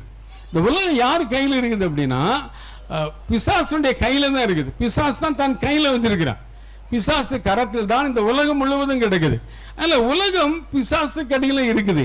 அப்ப நம்ம பிள்ளைகள் பாதுகாக்கப்பட வேண்டும் என்றால் நம்முடைய குடும்பங்களில் குடும்ப ஜெபம் இருக்க வேண்டும், வேத வாசிப்பு இருக்க வேண்டும். அல்லேலூயா, அல்லேலூயா, அல்லேலூயா. அப்ப குடும்ப வாழ்க்கையில நீங்க ஒரு முன்மாதிரியாக இல்லை என்றால் சிறார்கள் இடரில் விழுந்து போய் விடுவார்கள். அதை நாம் புரிந்து கொள்ள வேண்டும். அல்லேலூயா, அல்லேலூயா. அடுத்ததாய் சிறார்கள் இடரில் விழுவதற்கு நாம் ஒரு காரணமாக மாறிவிடும். என்ன அப்படின்னா, குடும்பங்களில் கணவன் மனைவி வாழ்க்கை முறைகளில் நிறைய சிக்கல்கள் இருக்கிறது. என்ன சிக்கல்கள் இருக்கு அப்படின்னா, குடும்பங்கள்ல பிள்ளைகள் இருக்கும்போதே நம்ம என்ன பண்ணிக்கிறோம், சண்டை போட்டுக்கிறோம். பிள்ளைகள் இருக்கும்போது கணவன் மனைவி ரொம்ப சண்டை போட்டுக்கிறோம். இப்படி சண்டை சச்சரவுகள் போட்டுட்டு இருக்கும்போது பிள்ளைகள் அதை பார்க்கிறாங்க அப்படின்னா பிள்ளைகளின் எதிர்காலம் பாதிக்கப்படும். அதை நல்லா புரிந்து கொள்ள வேண்டும். பிள்ளைகளின் எதிர்காலம் பாதிக்கப்படும். ஆகவே பெற்றோர்களே, உங்களுக்குள் 1000 மனஸ்தாபங்கள் இருக்கலாம், உங்களுக்குள்ள 1000 மன வருத்தங்கள் பாரங்கள் இருக்கலாம். அது இருந்தாலும் நீங்க என்ன பண்ணணும் அப்படின்னா, உங்க பிள்ளைகள் இல்லாத நேரங்களில் உங்களோடு உட்கார்ந்து அமர்ந்து பேசிக்கொள்ளுங்கள். மன வருத்தம் இல்லாத குடும்பம் கிடையாது, மன பாரங்கள் இல்லாத குடும்பங்கள் கிடையாது. ஆனால் 1000 மன வருத்தங்கள் இருந்தாலும் 1000 மன பாரங்கள் இருந்தாலும் பிள்ளைகள் இளம் சிறார்கள் உங்கள் குடும்பங்கள் இல்லாத நேரத்தில் நீங்கள் அமர்ந்து அந்த பிரச்சனைகளை நீங்களே பேசி தீர்த்து கொள்ளணும். அதை விட்டுட்டு பிள்ளைகள் இருக்கிற நேரத்தில் நீங்க இப்படிலாம் சண்டை சச்சரவுகள் எல்லாம் நீங்க போட்டுட்டு இருக்குன்னு வச்சுக்கோங்களேன், பிள்ளைகளின் எதிர்காலம் உண்மையிலே ரொம்ப பாதிக்கப்பட்டுவிடும். ஏன்னா என்னிடத்துல ஒரு வாலிப இளம் மகளை ஒரு கவுன்சிலிங்காக கூட்டிட்டு வந்தாங்க. ஒரு குறிப்பிட்ட ஊருக்கு நான் ஊழியத்துக்கு போயிருக்கும்போது அப்போ அந்த பெற்றோர்கள் சொன்னாங்க, பிரதர், என்னுடைய மகன் நாங்கள் நல்ல பக்தி உள்ள ஒரு குடும்பம் தான், ஆனால் என் மகன் வந்து இப்போ நல்ல சம்பாதிக்கிறா, நல்ல வேலை செய்கிறா, நல்ல சம்பாதிக்கிறா, நல்ல படிச்சிருக்கிறா, அவளுக்கு வயது ஒரு 30 வயசு ஆகுது பிரதர். ஆனால் அவர் வந்து எனக்கு திருமணமே எனக்கு வேண்டாம், கல்யாணமே எனக்கு வேண்டாம், அப்படின்னு சொல்கிறா பிரதர், மறுதளிக்கிறா பிரதர். வேண்டவே வேண்டாம், நான் கல்யாணமே பண்ணிக்க மாட்டேன் அப்படின்னு சொல்கிறா பிரதர். எங்களுக்கும் வயது ஆயிட்டு போயிட்டே இருக்குது. எங்கள் காலத்துக்குள்ளே எங்கள் பிள்ளைக்கு ஒரு கல்யாணத்தை பார்த்து வைக்கணும் நான் பிரியப்படுறோம். ஆனால் அப்போ முடியாதுன்னு சொல்கிறா பிரதர். தயவுசெய்து நீங்கள் பேசுங்க பிரதர் அப்படின்னு என்னிடத்து சொன்னாங்க. அப்போ அந்த மகளோட நான் உட்காந்து நான் பேசிக்கிட்டே இருந்தேன். அப்போ அந்த மகன் என்னிடத்த சொல்கிறா, பிரதர் ஒன்று புரிஞ்சுக்கங்க, அவங்க நல்ல பக்தி உள்ள குடும்பம் தான் எங்கள் குடும்பம். ஆனால் எங்கள் அம்மாவும் அப்பாவும் என்ன பண்ணுவாங்க அப்படின்னா, எப்போ மதம் சண்டை போட்டுகிட்டே தான் இருப்பாங்க. எங்கள் அப்பாவுக்கு குடி பழக்கம் இருக்கிறது, எங்கள் அப்பாவுக்கு போதை பழக்கங்கள்லாம் இருக்குது. ஆனால் வெளி உலகத்துக்கு தெரியாது. வெளி உலகத்தில் அவர் நல்ல ஒரு புறம் தான் இருப்பார். ஆனால் குடும்ப வாழ்க்கையை பொறுத்தவரையில் அவர் குடிப்பழக்கம் இருக்குது, போதைக்கு அடிமைப்பட்டு போய் கிடக்கிறாரு. அவர் சம்பாத்தியத்தில் பாதி அவர் வீணாக செலவு பண்ணி விட்டுருந்தார். எங்கள் அம்மாவோட நல்ல சண்டை போட்டுக்கிட்டே தான் இருப்பார். நான் இதை இளம் வயதுலேருந்து பார்த்துக்கிட்டே வரேன். அதுக்கப்புறம் எனக்கு ஒரு வாலிப பருவம் வந்தது. நான் ஒரு கல்லூரி வாழ்க்கைக்கு போனேன், நான் படித்தேன், நானே ஒரு எக்ஸாம் எழுதினேன், எனக்கு நல்ல ஒரு வேலை கிடைச்சிட்டு இப்போ நல்லா நான் சம்பாதிக்கிறேன். இப்போ எனக்குள்ள என்ன இருக்குது அப்படின்னா, எனக்கு திருமணம் ஆனால் எனக்கு வருகிற ஒரு கணவன் எங்கள் அப்பாவை போல தான் இருப்பாரோ, எங்கள் அப்பாவை போலவே நல்லவரை போல நடிச்சுக்கிட்டு அவரும் இப்படி உள்ள குணநல உள்ளவராக இருந்தார் அப்படின்னா நான் எப்படி சமாளிக்கிறது? ரொம்ப கஷ்டம். எங்கள் அம்மா எப்படியோ அவரை சமாளிச்சுட்டு இருக்கிறாங்க, ஆனால் என்னால் எங்கள் தகப்பனை போல ஒரு மணமகன் எனக்கு கிடைச்சிட்டார்னா, எனக்கு ஒரு வாழ்க்கை துணை எனக்கு கிடைச்சிட்டார் அப்படின்னா என்னால் சமாளிக்கிறது ரொம்ப கஷ்டம் பிரதர். அதனால என்னால் இந்த திருமண வாழ்வை என்னால் ஏற்றுக்கொள்ளவே முடியாது, எனக்கு கல்யாணமே வேண்டாம் அப்படின்னா அந்த பொண்ணு ரொம்ப பிடிவாதம் பிடிச்சான். அதுக்கப்புறம் தான் நான் ஏறக்குறைய ஒரு 6 மாதத்துக்கு மேலாச்சு அந்த கணவன் மனைவி அந்த வாலிப மகள் இவங்களெல்லாம் சரிப்படுத்துறதுக்கு ஒவ்வொருத்தரையாக தனித்தனியாக கூப்பிட்டு உட்கார்ந்து பேசி அவங்கள சரிப்படுத்தி அவங்க தான் செய்த குற்றங்கள் குறைகளுக்காக மன வருந்தி நல்ல பாவஸ்தனம் செய்து இந்த குடும்ப தலைவர்கிட்ட சொல்லி இவர் குடிப்பது தவறு, போதை பழக்கம் தவறு எல்லாம் சொல்லி கணவனை சண்டை போடுறது எல்லாம் சொல்லி சரியாயிட்டு. இதுக்கு எடுக்கப்பட்ட காலம் 6 மாதங்கள் ஆனது.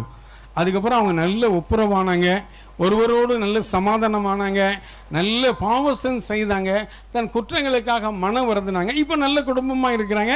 அந்த குழந்தை இப்போ நல்ல ஒரு திருமண காரியத்தை ஒத்துக்கிட்டா கல்யாணம் ஆகி இப்போ அவளுக்கு ஒரு குழந்தையோடு வாழ்ந்து கொண்டு இருக்கிறான். நான் ஏன் சொல்கிறேன் அப்படின்னா, பிள்ளைகள் இப்படி ஒரு முடிவை எடுக்கிறாங்க அப்படின்னா அதற்கு இடரலாக இருப்பது யார் அப்படின்னா தாயும் தகப்பன் தான். ஏன்னா அவங்களோட வாழ்க்கை ஒரு முன்மாதிரி இல்லாத ஒரு வாழ்வாக இருக்கிறப்படினாலே, அவருடைய வாழ்க்கை முறை அப்படி இருக்கிறதுனால அவங்க பிள்ளைகள் இப்படிப்பட்ட ஒரு முடிவை எடுத்து விடுகிறார்கள். அல்லேலூயா, அல்லேலூயா. என் அன்பு பெற்றோர்களே, உங்களிடத்தில் தாழ்ச்சியோடு நான் கேட்டுக்கொள்கிறேன், தயவு செய்து உங்கள் பிள்ளைகள் இருக்கிற நேரங்களில் நீங்கள் உங்களுடைய சண்டை சச்சரவுகளை உங்கள் குடும்பத்தில் வைத்துக் கொள்ளாதீர்கள். அப்படி வைத்துக் கொள்வீர்களே ஆனால் உங்கள் பிள்ளைகள் இடரில் அடைந்து விடுவார்கள். அல்லேலூயா, அல்லேலூயா. சரி, இன்னும் நிறைய குடும்பங்கள் இருக்கிறீங்க. சர்வ சாதாரணமா நிறைய குடும்பங்களை என்ன பண்றீங்க தெரியுமா? ஒரு பங்கு இருக்குதா, அந்த பங்கு தந்தையை பத்தி பிள்ளைகளோடு அமர்ந்து நீங்க கதையா பேசிட்டு எழுறீங்க. அந்த குறை, இந்த குறை, அப்படி குறை எல்லா ஊர்களிலும் இருக்குது. நான் நிறைய குடும்பங்களில் பார்க்குறேன். நான் ஏறக்குறைய ஒரு 15 பங்குகளில் நான் ஊழியம் செய்கிறேன். 68 கிராமங்களில் நான் கவனம் செலுத்துகிறேன்.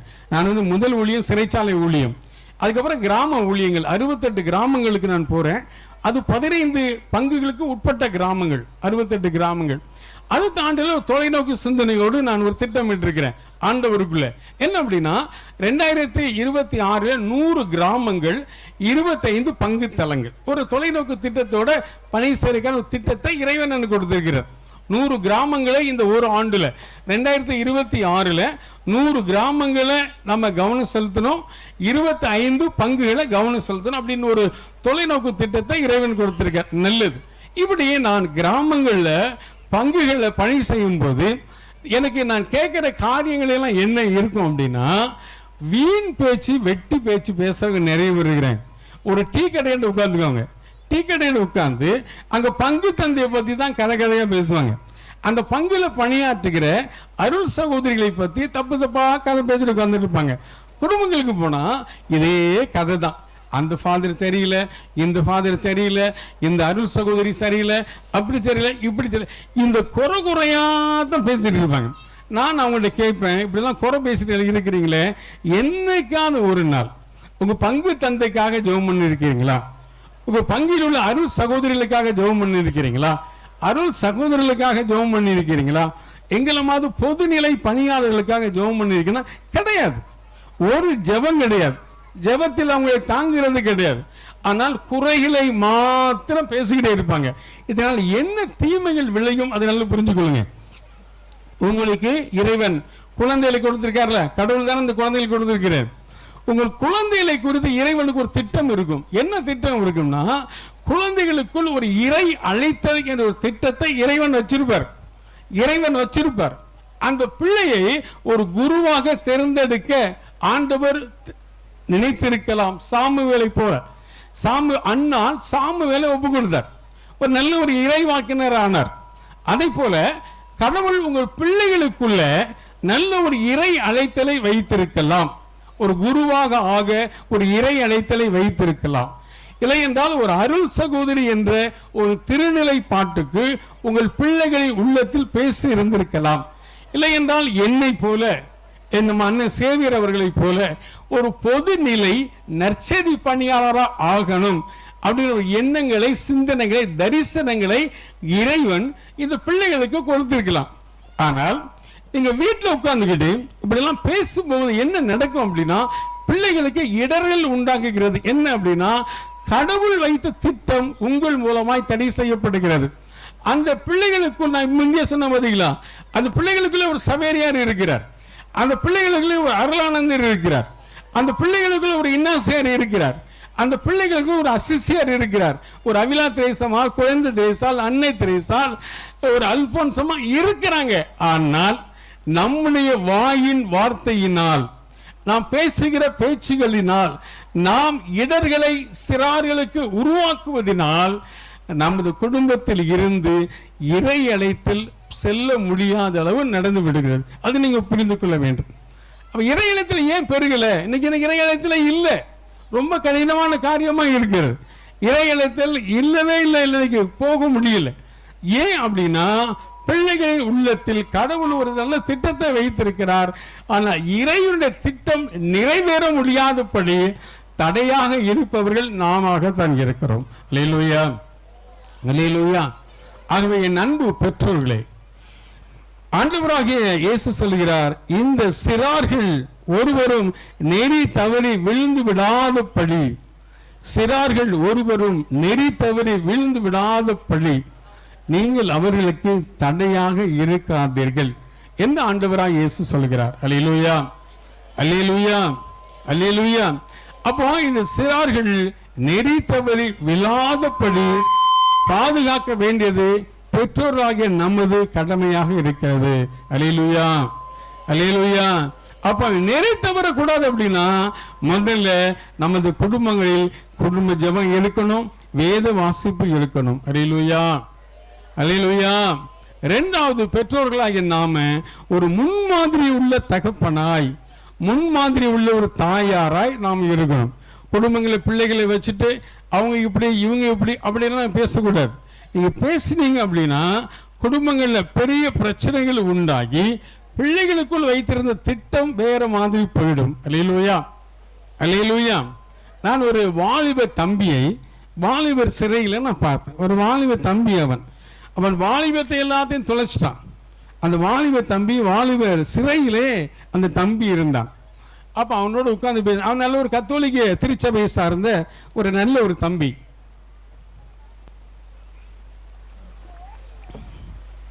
தம்பி அவனுக்கு வயசு 22.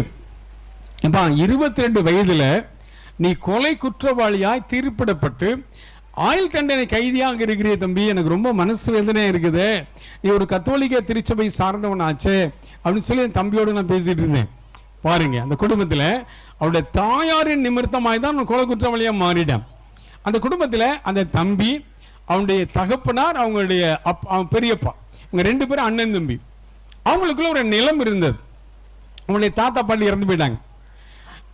இவங்க அப்பாவும் அவங்க பெரியப்பாவும் ஒரு நிலம், அது ஒரே சர்வே நம்பர், ஆனால் அதை சமமாக பிரிக்க முடியாது. அந்த சர்வே நம்பர் படி அந்த நிலத்தின் அளவுகள் அப்படி இருக்குது. ஒருத்தருக்கு ஒரு 2 சென்டோ 1 சென்டோ கூடுதலாய் போய் தான் ஆகணும். ஒன்று தம்பிக்கு கிடைக்கும், இல்லை என்றால் அண்ணனுக்கு கிடைக்கும். அந்த வகையில் இவங்க தம்பி, இந்த பையனுடைய அப்பா என்ன பண்ணாரு, அண்ணனுக்கு ஒரு 2 சென்ட் நிலத்தை விட்டு கொடுத்துட்டாரு. அண்ணன் நீங்கள் அதை வச்சுக்காங்கண்ணே அப்படின்னு சொல்லிட்டாரு. அது 2 பேரும் சமரசமாகி அவர் கூடுதலாக ஒரு 2 சென்ட் நிலமும் இவருக்கு குறைந்த ஒரு 2 சென்ட் நிலமும் ஒப்பந்தமாகி இவங்க ரெக்கார்டு போட்டு இவங்க 2 பேருக்கும் உடைமையாகி போச்சு. சரி, இப்படி நடந்துட்டு இருக்கிற நேரத்தில் இந்த சித்தப்பா, இந்த பையனுடைய அப்பா ஒரு விபத்தில் மரித்து போய்விட்டார். இந்த பையனுடைய அம்மா என்ன பண்ணாங்க அப்படின்னா, இந்த பையனை தூண்டிக்கிட்டே இருந்தாங்க. அப்போ அந்த பையனுக்கு வயது என்னவா இருந்துச்சுன்னா 20 வயது பையன், வாலிபன். டேய், உங்க அப்பா ஏமாளி, உங்க அப்பா பிழைக்க தெரியாதவன். உன் பெரிய பொண்ணுக்கு 2 சென்ட் நிலத்தை விட்டு கொடுத்துட்டான். அது ஒரு விவசாய நிலம். உன் பெரியப்பன் 2 சென்ட் நிலத்தில் விவசாயம் பண்ணி அவன் கூடுதலாக வருமானத்தை ஈட்டிட்டு இருக்கிறான். நமக்கு ஒன்றுமே இல்லைடா, அவன் பெரியப்பன் ஏமாத்திட்டான்டா, உங்க அப்பா ஏமாளியா வாழ்ந்துட்டான், ஏமாளி போய் உங்க அப்பன் அப்படின்னு சொல்லி இந்த அம்மா தன் மகனை என்ன பண்ண இடர்களுக்கு உண்டாக்கிட்டே இருந்தாங்க. அவங்ககிட்ட இப்படி ஏமாத்திட்டான் வச்சுட்டான்னு சொல்ல உடனே இயல்பாகவே நல்லது ஆலயத்துக்கு வர்ற பையன், யூத் கிளாஸுக்கெல்லாம் வர்ற பையன், இவன் உள்ளத்தில் என்ன பதிஞ்சு போயிட்டு அப்படின்னா தன்னுடைய பெரியப்பா மேலே ஒரு வெறுப்பு இயல்பாகவே வந்து விட்டது. இயல்பாகவே வந்துட்டு, இந்த பெரியப்பா எங்கள் அப்பாவை ஏமாத்திட்டாரு, 2 சென்ட் நிலத்தை கூடுதலாக எடுத்துட்டாரு, ஒரு வெறுப்பு அவன் மேலே உருவாகி விட்டுட்டு, ஒரு நாள் விவசாய நிலத்தில் அவங்க பெரியப்பா ஒரே சர்வே நம்பரு, அதனால ஒரே இடத்துல வேலை பார்த்துட்டு இருக்கிறாங்க. அவன் பெரியப்பா வேலை பார்த்துட்டு இருக்காரு. நிலத்தில் தண்ணி பார்வை போட்டுருக்க ஒரே பம்பு செட்டு நிலம். இவனும் தண்ணி பார்வையெல்லாம் பார்த்துட்டு இருக்கிறான். இவனும் அந்த நிலத்தில் வேலை பார்த்துட்டு இருக்கிறான். இப்போ இவன் உள்ளத்தில் இவங்க அம்மா காட்டினாங்க பார்த்தீங்கன்னா வெறுப்பு, இடரல். இந்த இடரலான வார்த்தை, இவன் விழுந்து போனதுக்கான இடரலான வார்த்தை அவன் மைண்டுக்குள்ளே வந்துட்டு என்ன வந்துட்டு அப்படின்னா, இந்த பெரியப்பன் எங்கள் அப்பனை ஏமாத்திட்டான், இந்த பெரியப்பன் எங்கள் அப்பனை ஏமாத்திட்டான், எங்கள் அப்பனை ஏமாத்தி 2 சென்ட் நிலத்தை அபகரிச்சா அப்படின்ட்டு அவங்க அம்மா சொல்லிட்டு இருந்த அந்த இடரல் ஆன வார்த்தைகள் இவனுக்குள்ள அப்படி கேட்டுக்கிட்டே இருந்தவன் என்ன பண்ணிட்டான், இப்போ யாருமே இல்லை, நான் மட்டும்தான் இருக்கிறேன், என் பெரியப்பா மட்டும்தான் இருக்கிறான், இந்த நேரம் இவனை கொலை பண்ணிக்கலாம்னு சொல்லிட்டு இவன் எடுத்து அந்த வேலை செஞ்ச மம்பட்டி இருக்குது பார்த்தீங்களா, அந்த மம்பட்டி எடுத்துட்டு அவன் போனான். அவங்க பெரியப்பா அது ஒரு பெருசாக நினைக்கல. அண்ணன் தம்பி பையன் வாரான், மம்பட்டி எடுத்துட்டு வரானா வேலை செய்ய தான் வாரான் அப்படின்னு நினைச்சிட்டான். ஆனால் இவன் பெரியப்பன் பக்கத்தில் போன உடனே அந்த மம்பட்டியை எடுத்து அவன் பெரியப்பனை கொத்துன்னு கொத்தி அதே இடத்துல கொண்டு போட்டுட்டு அவன் ஓடிட்டான். அதுக்கப்புறம் போலீஸ் கேஸ் அது எதுன்னு அலைஞ்ச போது இந்த பையன் கைது செய்யப்பட்டுட்டான், அவன் சிறையில் அடைக்கப்பட்டுட்டான். அப்புறம் திருப்பி அவன் 20 வயதில் அவன் தப்பு பண்ணான். 20 வயதில் அவன் ரிமாண்ட் பிரிசனராக உள்ளே வந்துட்டான், விசாரணை கைதியாக வந்துட்டான். 2 வருஷம் இந்த கேஸ் நடந்துட்டு இருந்துச்சு. 2 வருஷம் இந்த கேஸ் இருந்துச்சு. 22வது வயசுல இவனுக்கு தீர்ப்பு வந்துட்டு. என்ன தீர்ப்பு அப்படின்னா, இவன் கொடூரமான கொலை குற்றவாளி. மம்பட்டியை கொண்டு தன்னுடைய பெரியப்பா என்று பார்க்காமல் இவன் இவ்வளவு தூரம் கொலை பண்ணிட்டான் அப்படின்னு சொல்லி இவனுக்கு ஆயுள் தண்டனை கைதியாய் இவன் தீர்ப்பிடப்பட்டு விட்டான். இவன் கல்யாணம் ஆகாத 22 வயது உள்ள ஒரு வாலிப பையன். ஒன்று புரிந்து கொள்ளுங்கள், இன்னைக்கு அந்த தம்பி ஜெயிலில் தான் இருக்கிறான்.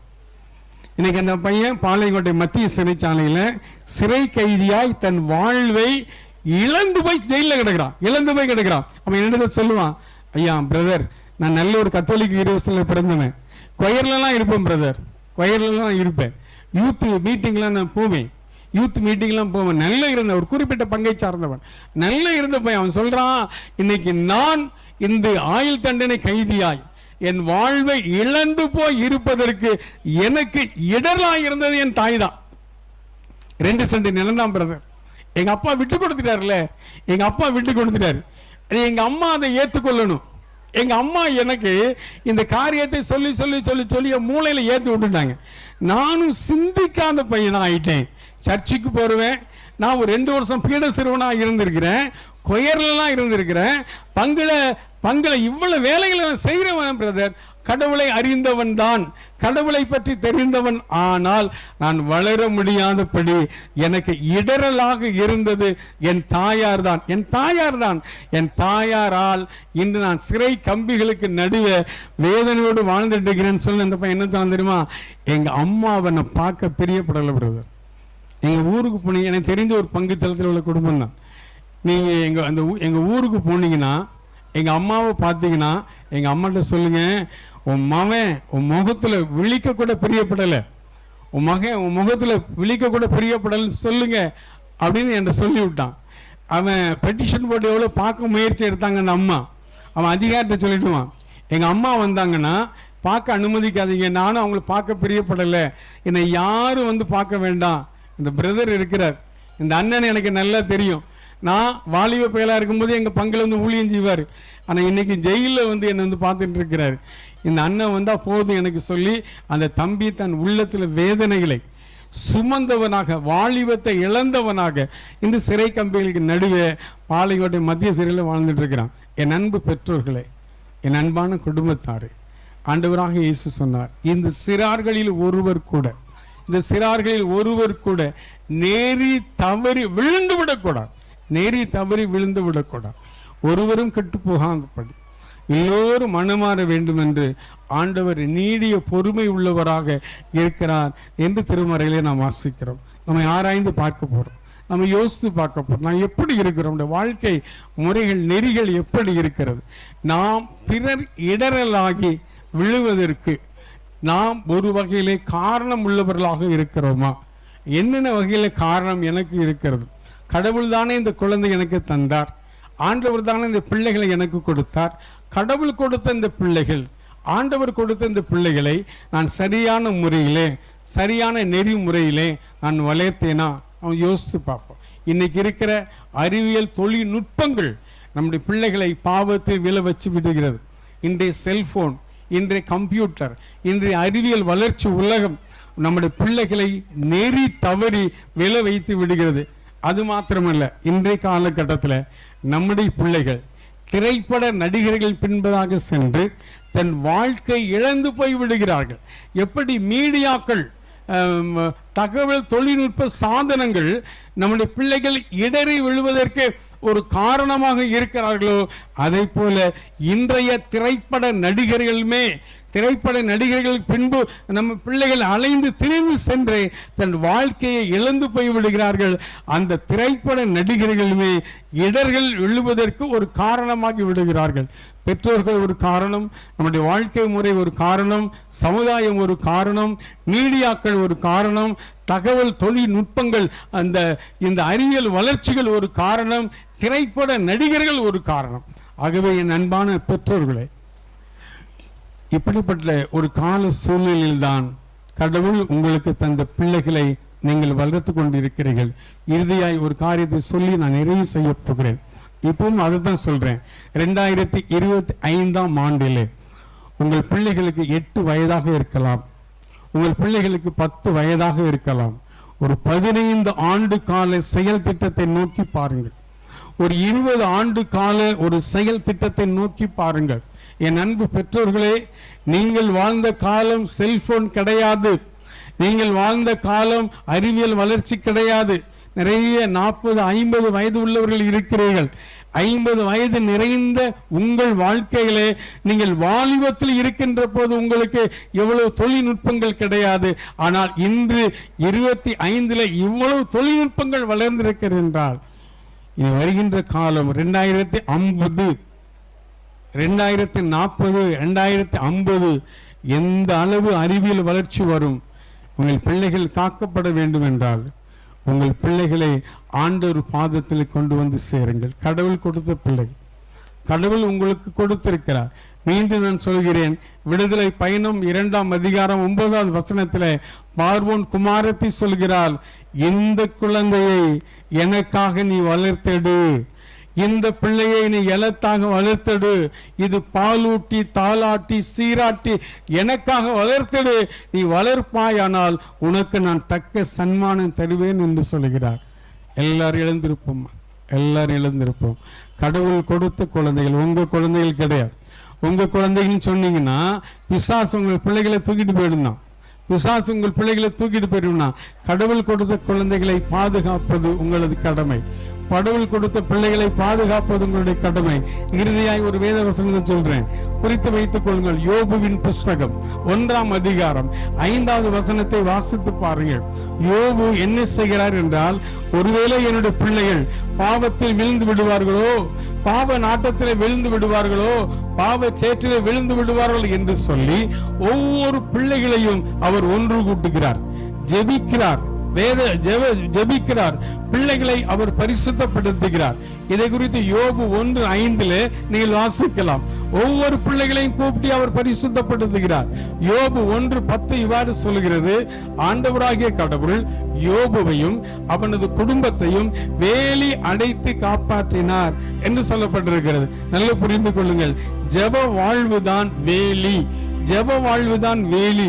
இந்த வேலியால் உங்கள் குடும்பங்கள் காக்கப்பட வேண்டும் என்றால், கடவுள் கொடுத்த பிள்ளைகள் காக்கப்பட வேண்டும் என்றால், நீங்கள் குடும்ப ஜெபம் செய்பவர்களாக இருக்க வேண்டும். ஒருபோதும் சிறார்களை, ஒருபோதும் கடவுள் கொடுத்த பிள்ளைகளை நேரி தவறி விழாதபடி நீங்கள் பாதுகாத்துக் கொள்வது உங்களுடைய கடமையாக இருக்கு. எல்லாரும் இயேசுவே என்று சொல்லுங்க பார்க்கலாம். இயேசப்பாட்ட கேளுங்க, இயேசப்பா எங்களுக்கு நல்ல ஞானத்தை கொடுங்கப்பா, எங்களுக்கு நல்ல ஆற்றலை தாங்கப்பா. நீர் கொடுத்த பிள்ளைகளை நாங்கள் எப்படி வளர்த்தெடுப்பது, நீர் கொடுத்த பிள்ளைகளை நாங்கள் எப்படி வளர்ப்பது, கேளுங்க ஆண்டவர்கிட்ட, கேளுங்க ஆண்டவர்கிட்ட. இயேசுவே கேளுங்க. மனோவா என்ற ஒரு தம்பதி கேட்டார்கள் அப்படி, ஆண்டவரே நீர் எங்களுக்கு தரப்போகிற பிள்ளைகளை நான் எப்படி வளர்ப்பது, நான் எப்படி ஆளாக்குவது, அந்த பிள்ளைகளை வளர்க்கக்கூடிய நெறிமுறைகளை கற்றுத்தாரும் என்று கேட்டார்கள். கேளுங்க ஆண்டவர்கிட்ட, இயேசுவே என்று சொல்லுங்க. ஒப்பு கொடுங்க பார்க்கலாம், ஒப்பு கொடுங்க. தகப்பனே கேளுங்க, தகப்பனே எங்கள் பிள்ளை நீர் கொடுத்த பிள்ளைகளை அப்பா ஆண்டவரே நாங்கள் ஒப்பு கொடுக்கிறோம் ஆண்டவரே, நீர் கொடுத்த பிள்ளைகள் ஆண்டவரே ஒப்பு கொடுக்கிறோம் ஆண்டவரே. இந்த சிறியோரில் ஒருவர் கூட நெறி தவறி விழுந்து விடக்கூடாது, இந்த சிறியோரில் ஒருவர் கூட நெறி தவறி விழுந்து விடக்கூடாது என்று சொன்னீங்க ஆண்டவரே. ஆண்டவரே அப்படி நெறி தவறி விழுவதற்கு ஆண்டவரே நாங்கள் ஒரு காரண கர்த்தாவாய் ஆண்டவரே நாங்கள் மாறிவிடக்கூடாது ஆண்டவரே, நாங்கள் மாறிவிடக்கூடாது ஆண்டவரே. எங்களை மன்னியும் என்று கேளுங்க பார்க்கலாம். எல்லாரும் ஒப்பு கொடுக்க பார்க்கலாம். இயேசுவா எங்களை மன்னியும் ஆண்டவரே. பிள்ளைகளை வளர்த்தெடுக்க ஆற்றலை தாங்க ஆண்டவரே, பிள்ளைகளை வளர்த்தெடுக்க ஞானத்தை தாங்க ஆண்டவரே, எங்களுக்கு வேத அறிவை தாங்க ஆண்டவரே, வேத ஆற்றலை தாரும் ஆண்டவரே. நாங்கள் ஜெபிக்கிற ஜெப வீரனாய் மாறணும் ஆண்டவரே. எங்கள் குடும்பங்களில் குடும்ப ஜெபம் இருக்கணும் ஆண்டவரே, எங்கள் குடும்பங்களில் வேத வாசிப்பு இருக்கணும் ஆண்டவரே. ஒப்பு கொடுக்கிறோம் ஆண்டவரே, ஒப்பு கொடுக்கிறோம் ஆண்டவரே. அன்பின் பெருக பிதாவே, கருமையான நல்ல வேலைக்காக நன்றி ஆண்டவர். இந்த இன்னாசியார் ஜெப ஐக்கியத்தின் மூலமாய் ஆண்டவரே இன்றில் இருந்து 3 நாட்கள் நடைபெற்றுக் கொண்டிருக்கிற கருமையான இந்த தியானத்திற்காய் நன்றி ஆண்டவரே. இந்த தியானத்தின் முதல் நாளுக்காய் நன்றி ஆண்டவரே. ஆண்டவரே நானும் கருமையான சேவியர் அவர்களோடு ஆண்டவரே இன்னாசியார் ஜெப ஐக்கியத்தோடு ஆண்டவரே பங்கெடுக்க ஆண்டவரே, ஆண்டவரே இவர்களோடு ஊழியம் செய்ய ஆண்டவரே கொடுத்த நல்ல வாய்ப்புக்காய் நன்றி ஆண்டவரே, நல்ல தருணத்துக்காய் நன்றி.